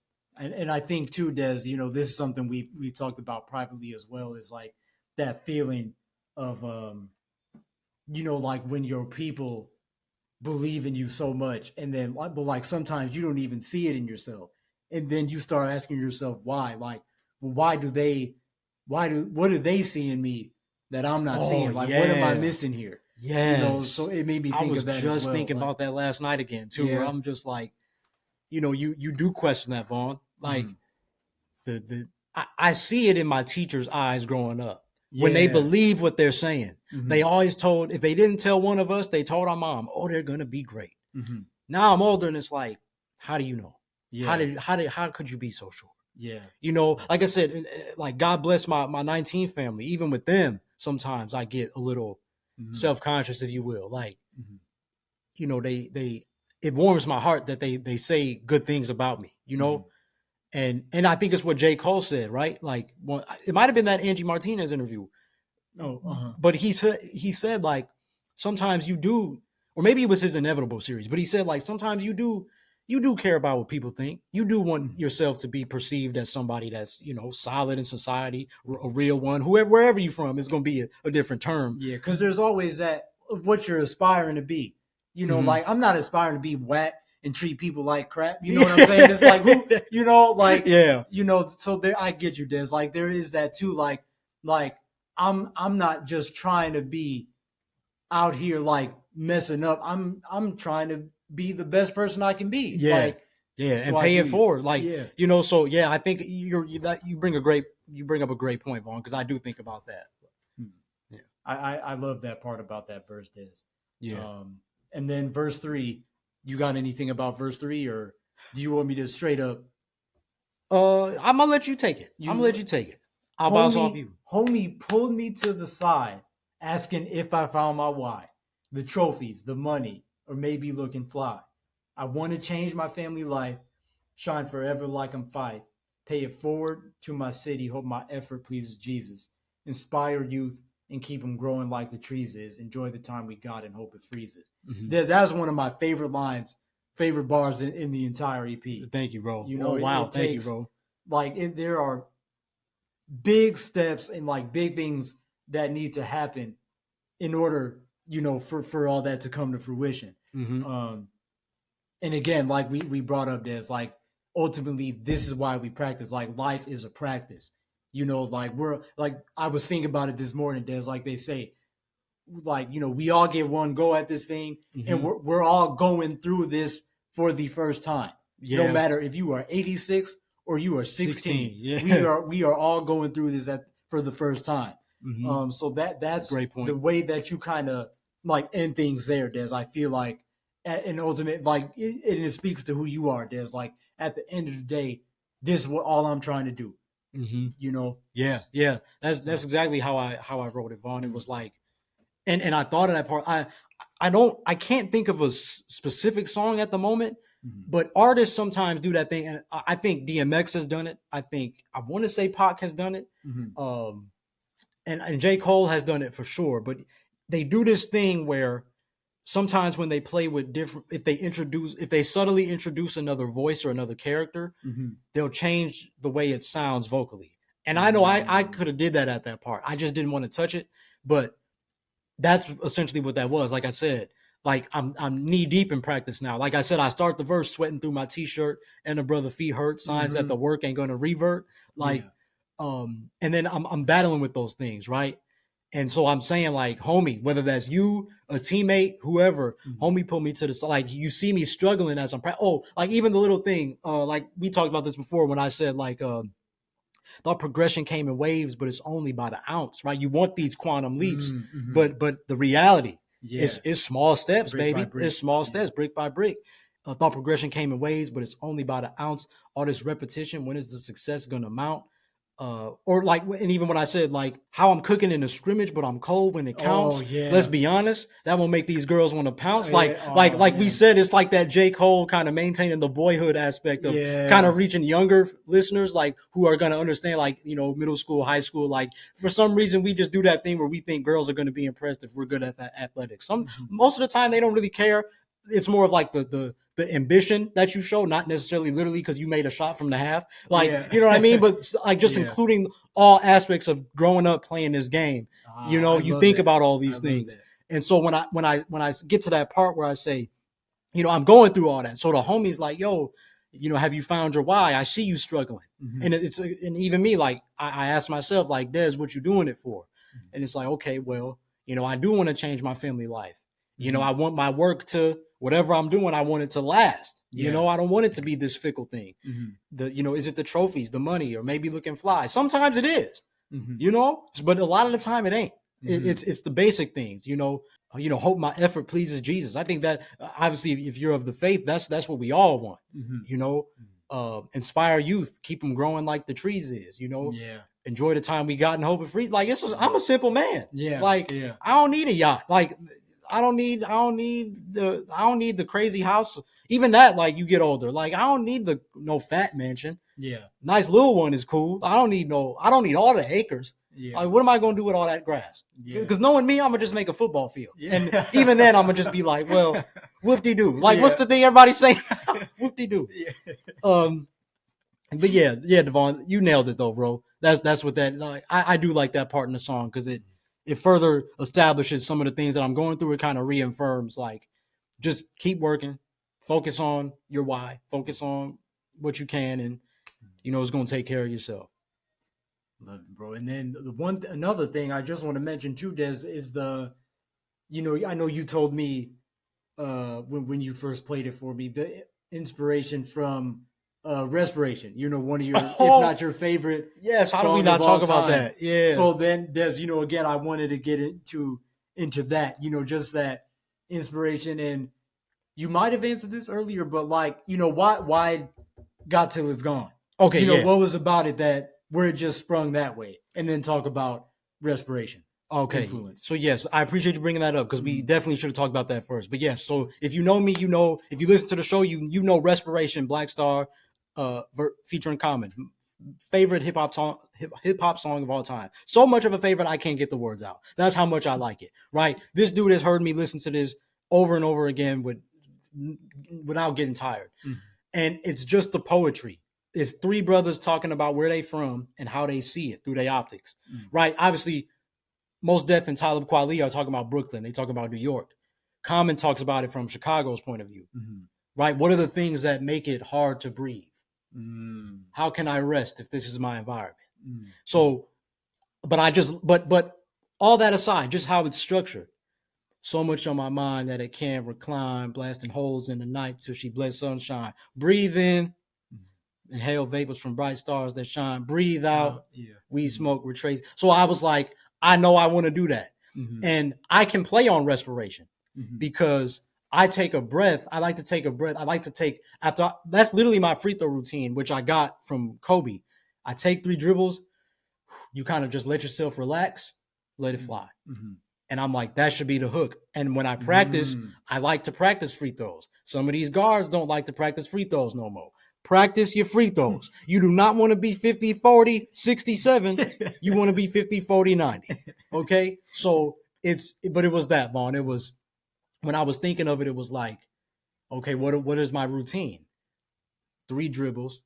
Chill, homie. We ain't about to crush. Yeah. Right? So I'm taking you step by step. It's like literally what goes through my mind. And again, in life, this could be before a big presentation. This could be before giving birth. Lord have mercy. This could be basketball. 3 dribbles. Chill, homie. We ain't about to crush. Seize the moment. Yeah. Don't let yourself get to that point, right? 2 shots. It's time to make these inner voices hush. Just 2 shots. Yep, it's just 2 shots. Mm-hmm. I'm not even going to the negative aspect. Yeah. Mm-hmm. 1 breath. Breath, relax, respiration. Relax, kid. Ain't no need to rush. Especially knowing me, right? Don't rush your routine. Mm-hmm. Shoot your shot. But also me in life, like I'm a very, people that know me know I'm very passionate. Mm-hmm. I'm very go get 'em. Mm-hmm. And when I want something, I want it. Yeah. And a lot of times I want it fast. And getting older, I have to really, something that I really want to do in my life is understand, like, it's okay to be at a good pace. You don't have to rush towards things. Mm-hmm. So that's where that hook came from. But with the instrumental, again, the last 2 instrumentals on the song on the album is where I'm like, yo, these are some really revered beats in hip hop, in music. I gotta do my thing. I got to do this justice. And this is no slight on you, Des, but you don't always dip your toe in that water. Yeah, man. Because I've asked you about that before. And there's like, I feel like the reasoning would always kind of be the same. It's like, oh, but like, Vaughn, I would love to, but these are some serious beats. Yeah. You cannot play around if you are gonna. And I respect it. I respect it every time, Des. I'm like, I get it. That is what I be telling you. That's like, funny. That is what I be telling you. So it's funny that like that. And I think like when you think about it, they are 2 beats, Des, that I feel like they're safe. You know, it's cool. Like, okay, for you to do that, like you were probably thinking like, you know what? These ones might not be bad. I ain't ready for these ones yet. Yeah. But this one, but I'll try these ones. At the end of the day, it was still that hip hop in me though. Like, I gotta kill it. And thankfully practice, that could not have went better than I could ever think. Like that to me, I feel like that's gonna be like you said, that's the song. I feel like I already know, and I'm already knowing people gonna be like, you should have did that as the single. You should did. Well, yeah, brother. If I knew I was gonna make that, I would have. But you know, it is what it is. I think I like it better as a, you know, if you listen to the album, you're gonna find out. Like, that's every album does it, man. Just like when Lady Gaga dropped Mayhem, they was doing that. They still doing that. Like, she should have did this, or why isn't the label making this the single? Like, you know, so I feel you, Des. But I love that, like you said, and as like to the point, Des, like I was thinking about that again in the shower this morning, like just that idea, Des. Like, I feel like that's a great track and something I'm gonna remember, like when I need to breathe, like 3 dribbles, 2 shots, 1 breath. Like, let me get in my practice, you know, there's like so I love that, and I can't like I'm telling you this, I cannot wait for people to digest this whole project. Yeah. But like that song, Des, I feel like that's really gonna do some numbers. God willing, bro. Yeah. God willing. I think, and just last thing I'll say about it again, Vaughn, I think it was like what we always say. Why not Godzilla's Gone? Like we grew up with VH1 Soul. Yeah. And like I always picture myself like if I was rapping back then, like I just feel like there's part of me that's in that Most Def, Talib Kweli, you know, DJ High Tech, like Common. I would have been hanging out with them dudes every day. Yeah. And we gonna make some soulful songs. We gonna make some happy songs. We gonna make some sad songs. But we gonna spit. We gonna sing. We gonna just whatever we feeling, we gonna do it. Yeah. You know, but then there's there is that part of me. I like that J. Cole, sometimes the inner Jay-Z at least. So I think.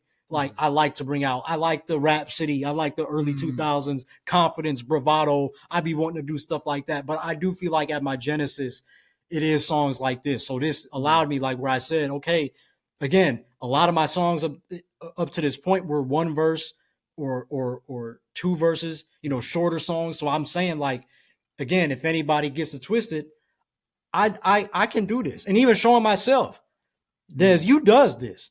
Tap into it. Yeah. We're gonna bring back 3 verses. We're gonna bring back what music was to us. You make 3 verses, you make a hook, you make the verses connect. It don't gotta be flashy, but you put the time in and you make it work because that's the standard we grew up with. Back to the fundamentals. Back to the the place where the gym is for. Going back to the fundamentals. You study the greats and become greater. Let's go, Yes, Vaughn. sir. Yes, sir. It is. So obviously that leads into the final track of the EP, which is another like powerhouse, low key, high key. I appreciate that. Man, that's the love of the game. The love of the game. I was not ready for what this track was doing. I tell you, I was not ready. I could have been ready for anything else, but I was not ready for that. And Des. So, like as you said, again, another iconic instrument, the Heart Part 5. Yes, sir. By the one and only Kendrick Lamar, the great Kendrick Lamar. Yes, sir. Des. OG sample, Marvin Gaye. Des. Yeah. Oh, yes. But Des, like, it's because I listened to it last night. Okay. Again, the instrumental before to get it back in my head to prepare for today. Okay. And Des, I'm going to tell you, bro, you get that and you get the like the what them drums called, man? Congos, Jambo. Yeah, right. Yeah, you on it. Djembe drums. Djembe Not drum, quite, but yeah, something. Banjo. No, that's good. You know, You're right. Yeah, clearly we got to go back to the world music, right? But you get those drums, Des. The minute that sets it, Des, the first voice we hear is Kevin Garnett. Yeah, Des, I love that. It was, I thought, poetry slam. Let's go. Let's go, Des. Yeah. Give it to us. Give it to us. And Des, it was that, but Desi, then once you come in and start rapping, Des, that first verse, you get Des, Eminem 8 Mile. Oh, Rabbit Run. I'm like, my boy. I ain't heard that song in a minute. My boy Des is on that stinking bus with his notes in the headphones. Going past the Detroit Standard. I said, I ain't heard that song. The way that this song does, like, it just started something in me from the jump. I love that. It was steady. It kept going.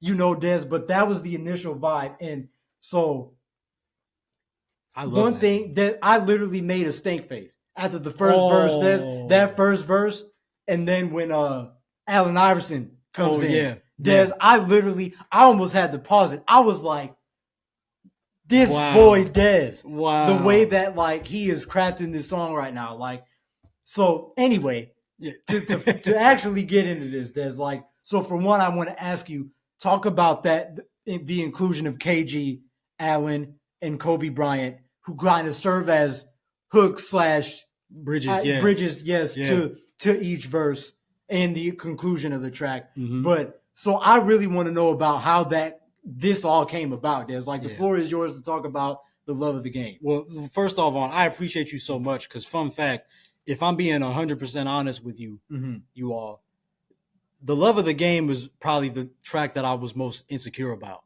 Oh wow! Of all the stuff that I'm talking about on the album, just off how it sounded. Yeah, I knew that it had potential, but I felt like I could have rapped it better. I felt like I was trying too hard to be passionate. I felt like I was trying too hard to sound like Kendrick, right? But it was one of those things like training myself, release it anyway. Yeah, release it. You came up with it, release it anyway. Yeah, and so Vaughn. So fun fact. So this is what I didn't tell you last night because I knew you was gonna do this today. Okay, what's up, man? I was listening to the original Marvin Gaye "I Want You" track. We had on the TV. It might have been that day we cleaned the whatchamacallit in our room. And my bad, my arm is in front of the camera. But it might have been that day, earlier that day before we started. I was listening to that, and it was dope. I was listening to like Stevie Wonder that day and that one, and I was listening to that, and then I was like, I already knew Heart Part 5, but like I wasn't thinking of it. Before we went to bed that day, sometimes before bed, we just have it on the hip hop channel. Yeah. And that was the last song. That was the last video they Yeah. showed before we went to Oh, bed. it was that day. Yes, and That I could was- tell. that- uh-huh. So because I was doing the same thing. Mhm. You like it's the funny thing about art, and it's such a bad thing of how we're always so attached to these thinking things right here. Yeah. But for audio listeners, I held up my phone. But like seeing Kendrick's video again, it piqued my attention. I wasn't on my phone. I looked at you, and you were doing the exact same Well, thing. yeah. And I was like, Because oh. I never watched it in full. And like, I think probably except the day that came out. Because I remember when that was a big deal because he it was all over. had the face with the face swap. Deep fake. Yeah. At the time, now it's AI, but back then it was deep fake. But yeah, so that was fresh in my head. So Devaughn, I kid you not. It's like what they say. Mhm. The appetites you feed at night sometimes it comes to fruition the next day. And that morning, I'm telling you, in the bed, open my eyes, when I'm on the court. You heard KG. And I'm like, what am I cooking? What the heck am I cooking? And I said, because I love watching those NBA Inside the Mind. That's where I get those from. If you Google that KG one. Yes, they are from like 2008, I want to say. 2007. Well, yeah, because he was on the Celtics. So it was like 2008. And they did an interview. And it was a lot of dudes. I think they did J Kidd. They did Damon Jones. Like they did so many guys. Yeah. But I love that KG one because he's like nobody. Like I always say this. One of the reasons why I speak with so much passion, I think why I'm so comfortable with doing so, is because Devaughn, that's the era we grew up in.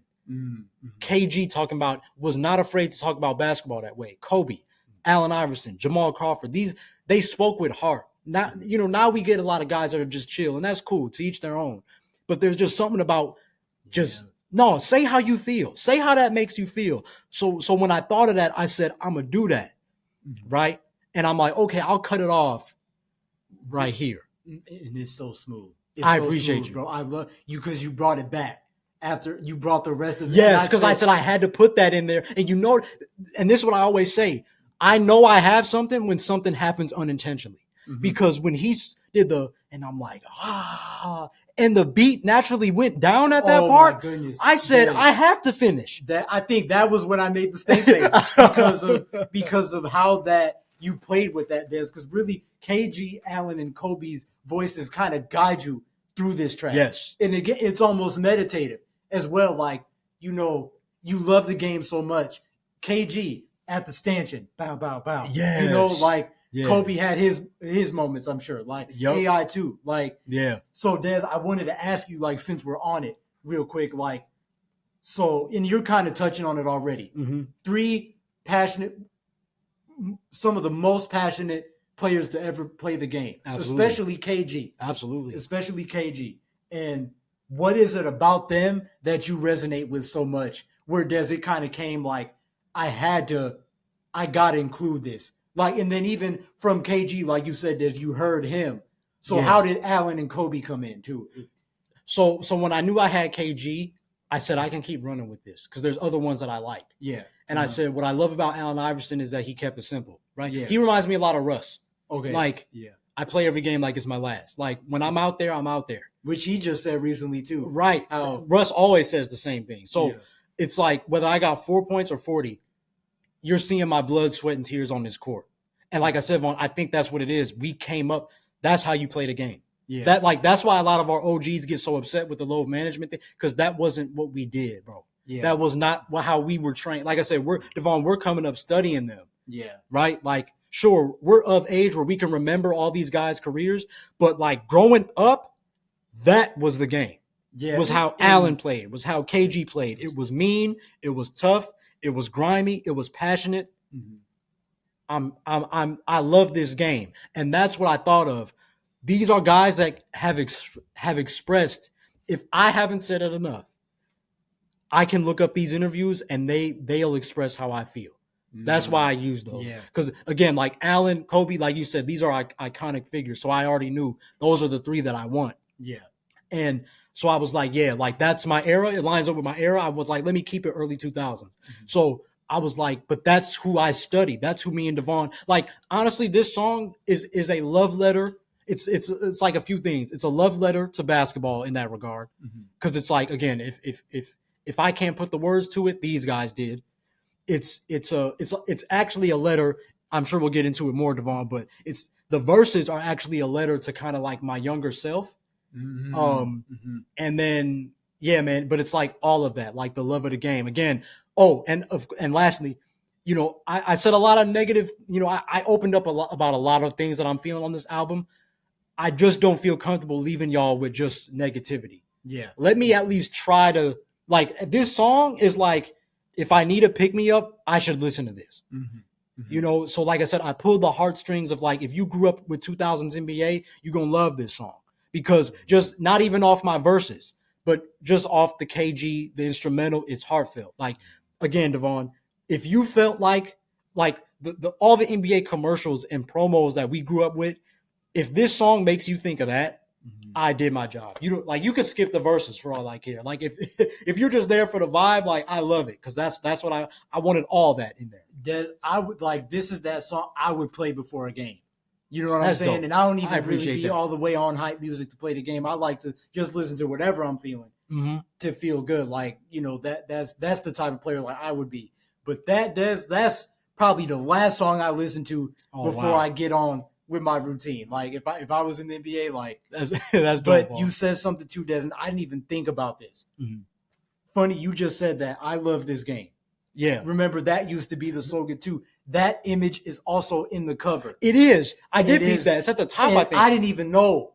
This was before. Oh yeah, you didn't even know. Yeah, true. So that blew me. Yeah. Like hearing you speak about that right now. But another theme is just like that unshakable drive that they all had and you have. There's like the thing about that specific KG clip too is like I remember when we were watching it one time, like I think probably when we first discovered it. Yeah. And like I feel you had it on repeat and you were like in a way glowing because I think it was that like just how you are. Like I feel like I finally found somebody who sees the game the way that I see it. Yeah. And I may not have always like fully processed it at this age, but I feel like KG was always that guy. If there's somebody that's gonna get me, and like it's kind of like they say like, hey, this person got beef with me, we about to fight. Like come on, like KG is walking with you. Man. Yeah, he gonna be right with you. I will too, but you know what I'm saying. That goes without saying. Yeah. But jokes aside, like I feel like Des, you really resonate with KG in that sense. Like the way that he always and still expresses it, even in retirement. Yeah. Like Des, I feel like you and KG are like that. Yeah. So that's why I loved, the inclusion of him specifically with that, Des, because I always feel like y'all was kinfolk in that way. Like, but yeah, Des, so I also wanted to ask you about so some of the lyrics. I didn't write them down specifically, and I think this is how fast the thoughts were flowing with this track. Okay. But so I wanted to ask you about Des kind of, and again, connecting to some of what we talked about at the start of this episode, the way that because you talk about this, I feel like subtly in that first verse, like the way that you kind of found and embraced your gifts, Des, like that journey from, okay, this, as far as me being an NBA player, it doesn't seem like this is working out. I have to find something. I got to find something. And it's like it was slowly being revealed to you through time. Yeah. So, and you never really talked about it openly in this way, I feel like, through this song. Yeah. So kind of going back to that time, there's kind of what was that journey like, embracing your newfound gifts once you found them? And then you eventually started posting on TikTok, posting on Instagram, the 4-Bar Fridays, like that whole era. What was that like for you?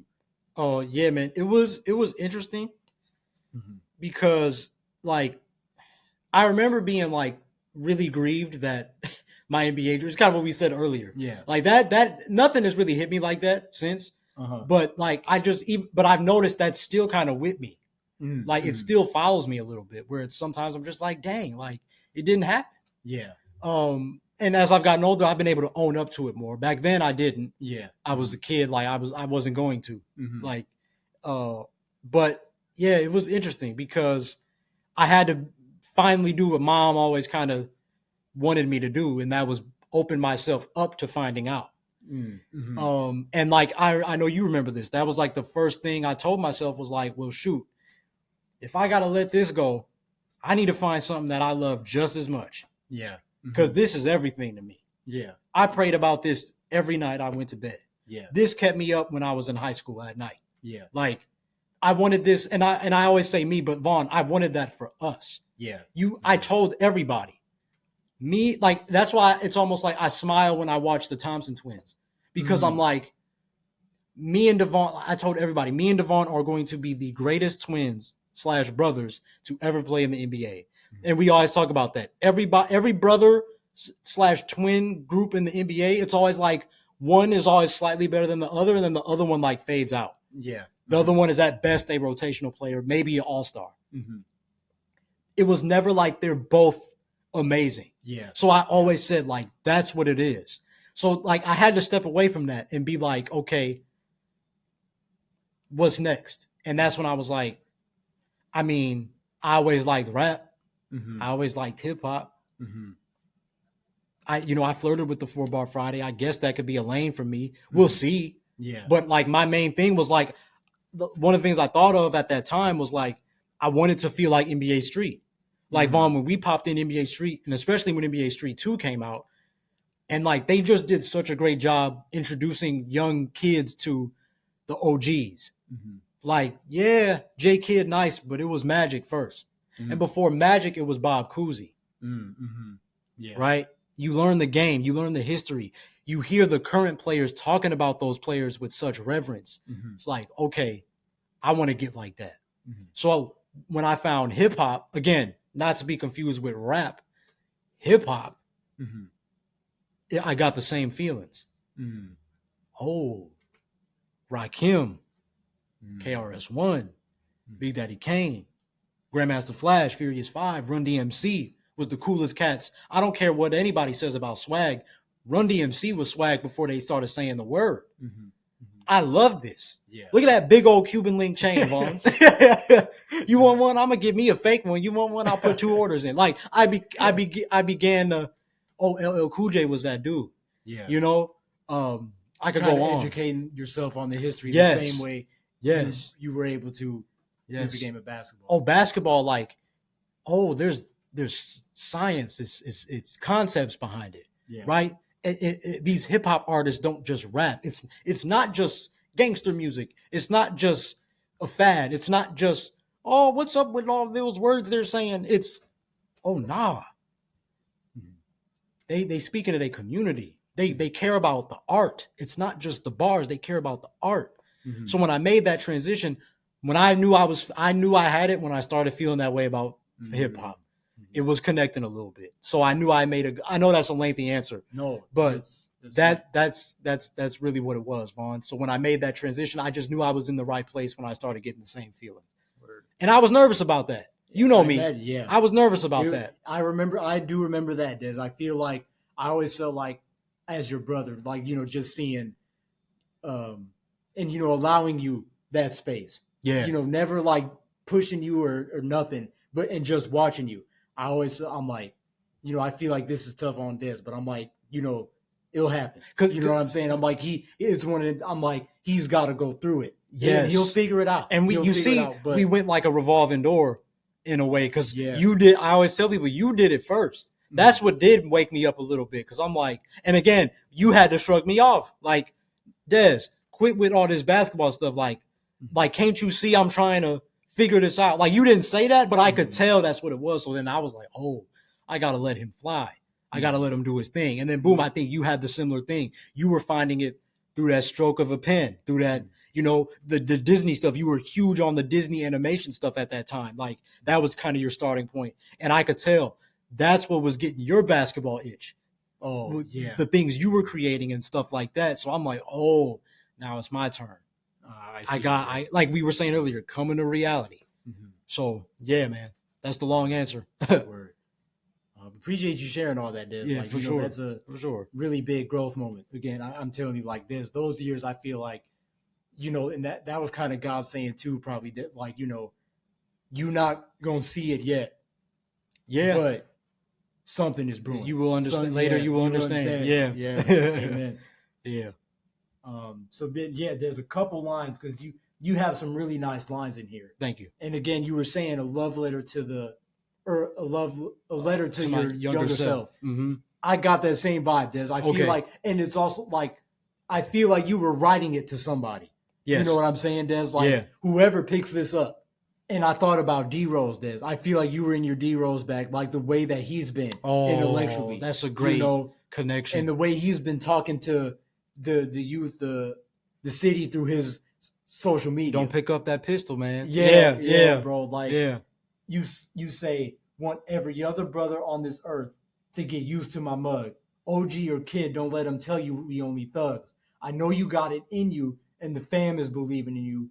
You gotta own it too, even when the doubt getting to you. Like there was moments I'm like, this is like D Rose. I'm like, Dez is doing the same thing, like trying to give game at the same time, and also game to himself. Yes, sometimes we need it too. We still need it too. Yes. So I love that line, Dez. You nailed it.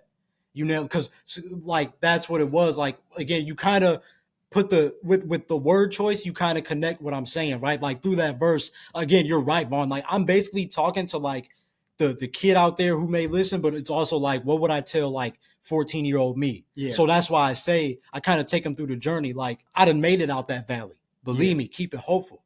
Never saw me a future without the rock, right? I never thought basketball wouldn't be a part, but I kept the pen pushing, narrating my every spot, right? With whether that's basketball, whether that's the art, shout out to my GI Brian Tyler, whether that's articles, like I put, that's basically me saying I was doing something about basketball, even if I didn't have the athletic ability that I like, or career that I thought, and like when I say there, right? Like, oh, you didn't mention this. How did you like the NBA Street DJ? Oh, yes, bro. Yeah, it's game time, player. Yeah. Time that we keep it locked. I did peep that, and I started to write that down. But I'm like, is this going to be too much? Because like we said, I'm like, I don't want to make this too I had to do that. But I did peep it, Des. You good job bringing that up, because I peeped it. Like when I read through it, I think it was after I listened to it, and I was just reading through the lyrics again, to kind of, let me get like inside the mind a little bit. No pun intended. Yeah. And I said, boy think he's slick. Yeah. I'm like, he threw in the NBA Street. I'm like, that's a whole nother thing. But I'm sorry, Vaughn. I just want to get back to your question. It's just like when I was saying all that, I was literally taking you through what I was going through. Yeah. So when I got to that part, want every other brother on this earth to get used to my mug, like literally the pod. Yeah. Like seeing a black man doing this. We didn't see this. The closest, I always say, closest thing we got, we grew up with Stuart Scott, Jay Harris, John Saunders, like the sports reporters, Sports Center, right? Stephen A was coming on in the afternoon. Like that was, if you couldn't play, you were doing that. Yeah. And so I wanted to be the same thing, where it's like, okay, what would I tell my younger self, or what would I tell that kid down the street? Like, it's cool to have other avenues. Yeah. Like that's why I say in the beginning, hey, yo, I do this for the culture, to let them know it's okay to chase a dream, but keep another in the holster. Yeah. Cold. Like, that's what I'm saying. Like, I struggled with that. Yeah. I was not looking at my holster. There was a whole secondary weapon there, like Call of Duty, and I didn't care. Yeah. I didn't like it till you, why you asked me what you asked me. I didn't care. That's a good analogy. You know what I'm saying? Primary weapon. Yeah. NBA. Yeah. So yeah, Vaughn, when I say all that, OG, a kid, don't let them tell you we only thugs. I know you got it in you, and the fam is believing in you. It's what I was saying earlier. You do feel a little bit of that pressure, because it's like everybody telling you you're great, everybody believing in you, so you got to own it too, even when that doubt getting to you. And that's why I go right into that part. I used to be like you, black. Hot-headed too, black. Ask you about that, jealous, dude. Sitting, tunnel vision. Yeah, you a fool, black. Yeah, talk about those lines. There's where you end with black, because it comes up again later. Like I like the again, the passion and the like the bite in those lines. There's like that. That's where it really feels like, oh, he talking to me, or like he talking to these little kids. Like you know what I'm saying. Like so yeah. Go ahead with that. So as far as song structure, right? Yeah. Again, as much as I didn't really feel good about this song as a whole, I knew that I had something with that. I'm like, oh, I can bring it back in the second verse. Yeah. That can be my thing. And so, like, I know Mos Def did it in Black on Both Sides. Like, he'll say that. And I was just listening to it before we did this. There was one of the songs. He says that. Like, he refers to, it's at the tip of my tongue. Somebody's going to know. But he says that, like, oh, something black. Right. And I think even Wale did it and I can't think of it, but I want to say Wale did it in one of his songs where it's like, something black, something like, you know, instead of saying Jack, instead of saying homie, whatever, I was just like black, right? And it's easy to rhyme. But so I like that's what I was like. I used to be like you, Jack, hot headed too, Jack, but I was like, nah, let's keep it cultural. I used to be like you, black, hot headed too, black, and like I always say, because that's how I was. So I'm literally telling you, I used to be like you. I can say all this because I used to be like you. I used to be hot headed. Because the basketball stuff didn't go my way. I felt like somebody could have came and helped me or you know, I wasn't taking accountability as well as I should have. And you know, I was jealous of other people. You know, mom talked to us about that a lot growing up. I was jealous of people. I was jealous of people that made the team, got to have the fancy backpack and the warm-ups. You know, I was jealous of the kids that maybe that had the growth spurt. I was jealous of the kids that you know, for some reason, they was just better with the pill than I was. You know, I was so tunnel vision. Like I said, my primary weapon, like it was the NBA or nothing. And I know what it's like to go through that. And thankfully, like I said, it's funny you hear so many athletes. That's why they struggle with retirement. Yeah, they don't have theirs. So I'm blessed that I found mine, and God got me out of that spot. But I'm saying again, as much as I like to come on this pod and everything like that, like you, Devaughn, like you really know me. You know what I've been through. You know my thoughts and insecurities and everything, and I'm laying that in this song. So yeah, I meant those words. You know, I used to be like you, black, hot headed, too black, jealous, sitting, tunnel vision. Yeah, you a fool. Because I didn't came out, I was a fool. So yeah, you a fool. See the moments when this ambition starting to wane, but I keep going. You know what I'm saying? Even at my lowest, for some reason. Come on, Vaughn. We ain't gonna let them beat us 21-0.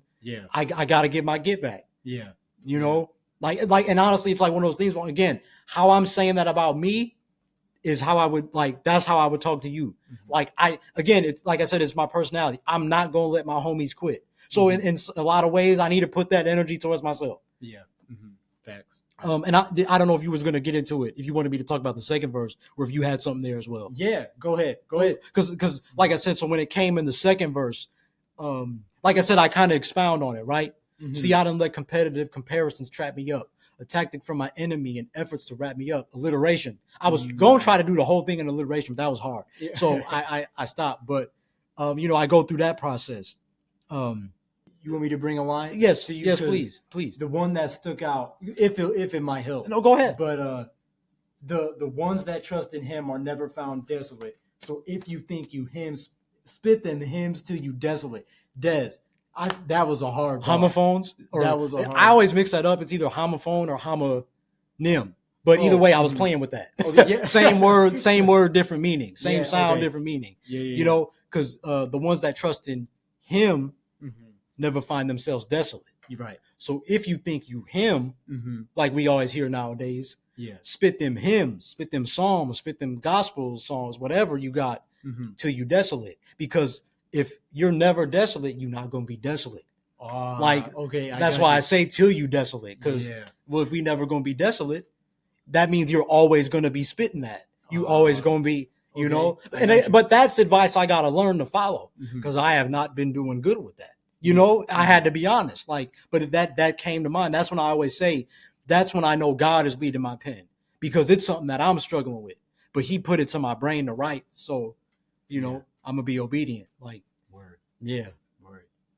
Yeah, man. And, you know, I feel like all the stuff that we talking about has been like what I've written down. So I guess just to kind of expound, Desi, like. I love the way like you ended too. Keep calm, kid. Don't get caught in the fame, and promise this: you won't lose that love for the game. Yeah, like I love the way that you ended it that way. And again, like I said, Des, it felt like a letter to young Des, and like something that the youth can resonate with. So, and again, like we've kind of already crossed this. But like Des, when you were crafting this song, how much did you see of young Des? Oh, When man. how much did you see of him and think of him as you were writing? And Man, that's a great question. The whole stinking time, Devaughn. Yeah. Like I said, the NBA stuff was like 5-year-old. Well, I don't want to go that young, but like, oh wait, we were like 8. No, that math ain't right. We were something years old and under 10, I know. Mhm. But I'm thinking of him Uh-huh. and how, like I always say, we go past this picture right here and we got our jerseys on. Yeah. I still see them same boys. Mm-hmm. I still see them same boys. Like I say, Vaughn, even with you, you don't show it as much sometimes, but I know he's still there. Yeah. Like, I'm like, Vaughn, I want to be a point guard. I know sometimes he be looking at this NBA and be like, I can guard him. I can guard him. But I talk to junk. But it's I think of him, and like I said, I thought of high school me a lot because he was tripping. No. And that's not me. That's not me being hard on myself, but that's just me. Like, obviously Yeah, now when I you can look say, back on it, yeah, yeah. he was a fool, bro. He was a fool. But yeah, so I'm thinking of him. But like, what would I tell him? Yeah. What would I tell him? Yeah, that I love that. Like, especially as he's going through that. Like, I was just thinking about that, Des. Like, I wonder what that was like for Des crafting this and then being like, this is what I wish I would have had. Yeah. When I was going through all that. I still need it now. You mentioned this earlier. I still need a lot of this now. Yeah. But I'm just in a better position to pass that on to high school Des and Devaughn or Jimmy or Joe or, Yeah. Clarissa, whoever. Yeah. It's not just dudes, right? So Yeah, man. 100%. Man, that pretty much sums up, everything that Can I say you did an excellent job? Oh, Like, you thank put you. your Thank media you, hat Des. on, brother. Thank you. I You put appreciate your you. media hat on and you did it, man. Make sure you show some love for Vaughn because he was on the hostess side or the host side pretty much, and he just did his thing. You had some great questions. I'm playing hating a little bit. No. I need to no. try to be like you, Des. I'm Oh, hoping I'm representing well, and Well, now I'm finna spin it and try to be like you. You have some great questions. You have some great questions. I appreciate you, Des. So I just wanted to end it with one last one. Okay. So Des, what do you hope people come away with after listening to this, and kind of any final remarks? Des, like, the floor is yours. Yeah, man. Well, I appreciate you. Like I said, this idea, man, like, this was really fun. It went way over what we thought, but this is like every bit of this is going to be what I hope of value. And this is why they make podcasts anyway. This is why I made mine, at least. But I the thing that just keeps coming to mind is like, I hope people see themselves in it. Mm-hmm. And I know that they're going to see themselves in it at some point. It's, and again, this could be my pride talking a little bit. So again, God is working on me, but I think something that has kind of already been attached to me is like, when you hear me rap, you're going to get faith, you're going to get basketball. And I feel like it's a cute thing. Yeah. It's a nice thing. It's a cool thing. Yeah. But like, I do like rhyming. Yeah. I do like rapping. Like, a lot of these songs is because I wanted to destroy the beat. Like Mike, I wanted just to destroy the beat. If I could rap how I did on Nas's Like when I did like the NBA freestyle. Oh yeah. Like, yeah. That's 90% of the time. That's what I want to do. I just want to go all the way off. But it's just something, again, what the Bible also says, right? The matters in the heart is what flows. So in this time, it's been the struggles of being in my late 20s. It's been the struggles with my faith. And obviously, I didn't read the Bible. So there's a lot in me, right? I love basketball. So there's a lot in me. Those are going to flow out the most. Yeah. But, I at the end of the day, I love, like, I think I've slowly kind of fallen in love with crafting concepts, music, like you said, like, it's so much to it. And I hope people do appreciate that part of it as well. Like I said it in my caption, like, this is not merely a basketball project. I wanted to hit people over the head. Like, you're going to hear so much I think it's one of those, if you listen so much of the basketball, you might miss some of the life. And if you focus on some of the life, you might not miss some of it. So again, it's going to be an awesome moment for people, I think, to digest and sit with it and explore it, and hey, y'all know I like to talk. So if you got questions or theories, what have you, you can shoot me a voice message, a DM. If you want to get on a podcast, whatever, I'm down. Like, this is what I love doing. This is really dope. And shoot, again, shout out to you, Amber, if you're watching, because I guess I stinking am a rapper. Golly, you Yes, was sir. right. Yes, You was sir. right. Claim it, Des. Claim it. Yes, sir. You, Yes, sir. You are indeed a rapper. You are absolutely FIFO-fi on the mic. And Thank yeah, you, man. brother. Always, man. Always. Again, thanks again for kind of allowing me to switch seats a little bit, Des. Yes, sir. Yes, sir. Give you your flowers. It's fun, ain't it? Celebrate. It is, especially when you with your home. Oh, that's true. That's true. It's more fun. It's a little biased, but no, Des. I'm thankful and just proud of you, bro. Again, for releasing. So anytime you create something and put it out, it is scurry. Yeah. So you sit with anything, bro. You give yourself that peace, that room to digest, step away when you need to, and just let it be what it's supposed to be, what you wanted it to be. Keep tapping in and doing the great things that you're doing, Des, because I can tell like the way that you're growing as a musical artist in that regard. You are out here from D-Rose second year to the MVP, jumping. Oh man, in that way. That's quite the comparison. Yes, but sir. Yes, sir. It's love, bro. I love you. Yes, I appreciate you. Man. I mean, Uh-huh. like I always say, if you can tolerate me, you will love him. and after today, I'm sure there are going to be a lot of people. You need to have Devaughn on here all the time. So whatever, Devaughn, you got to plug something, man. Drop your social, drop something. If people, you know what I'm saying, people want to tap in, because like I said, Vaughn, he is the man. He is an artist himself. His music taste is ridiculous. He'll jump from Prince to Mike to Common to J. Cole to Lady Gaga to, like, he got it all. He got it all. So he's an awesome dude. So you got to let them know where they can find the awesome dude.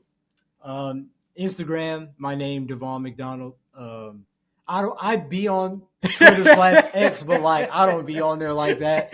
So I guess like I'll throw that in there too if you do like that app more than the others. If you don't have the other one, but that one is at Devaughn without the N McDonald, Devaughn McDonald. And yeah, other than that, I got nothing to plug but Open Gym. Oh yeah, but huh. If you would like to have some of Devaughn's great art on your wall, where can they find that?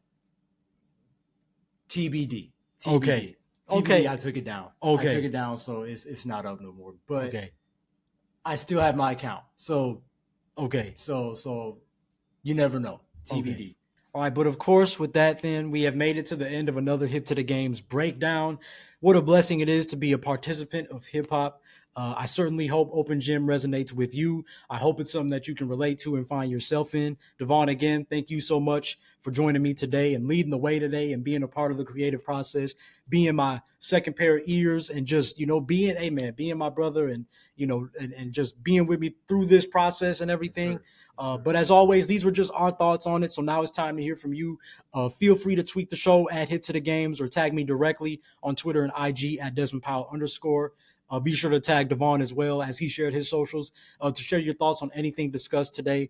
And of course, I simply want to say thank you for not only listening to this loaded episode of Hip to the Games, but of course, listening to Open Gym. I do mean that with all my heart.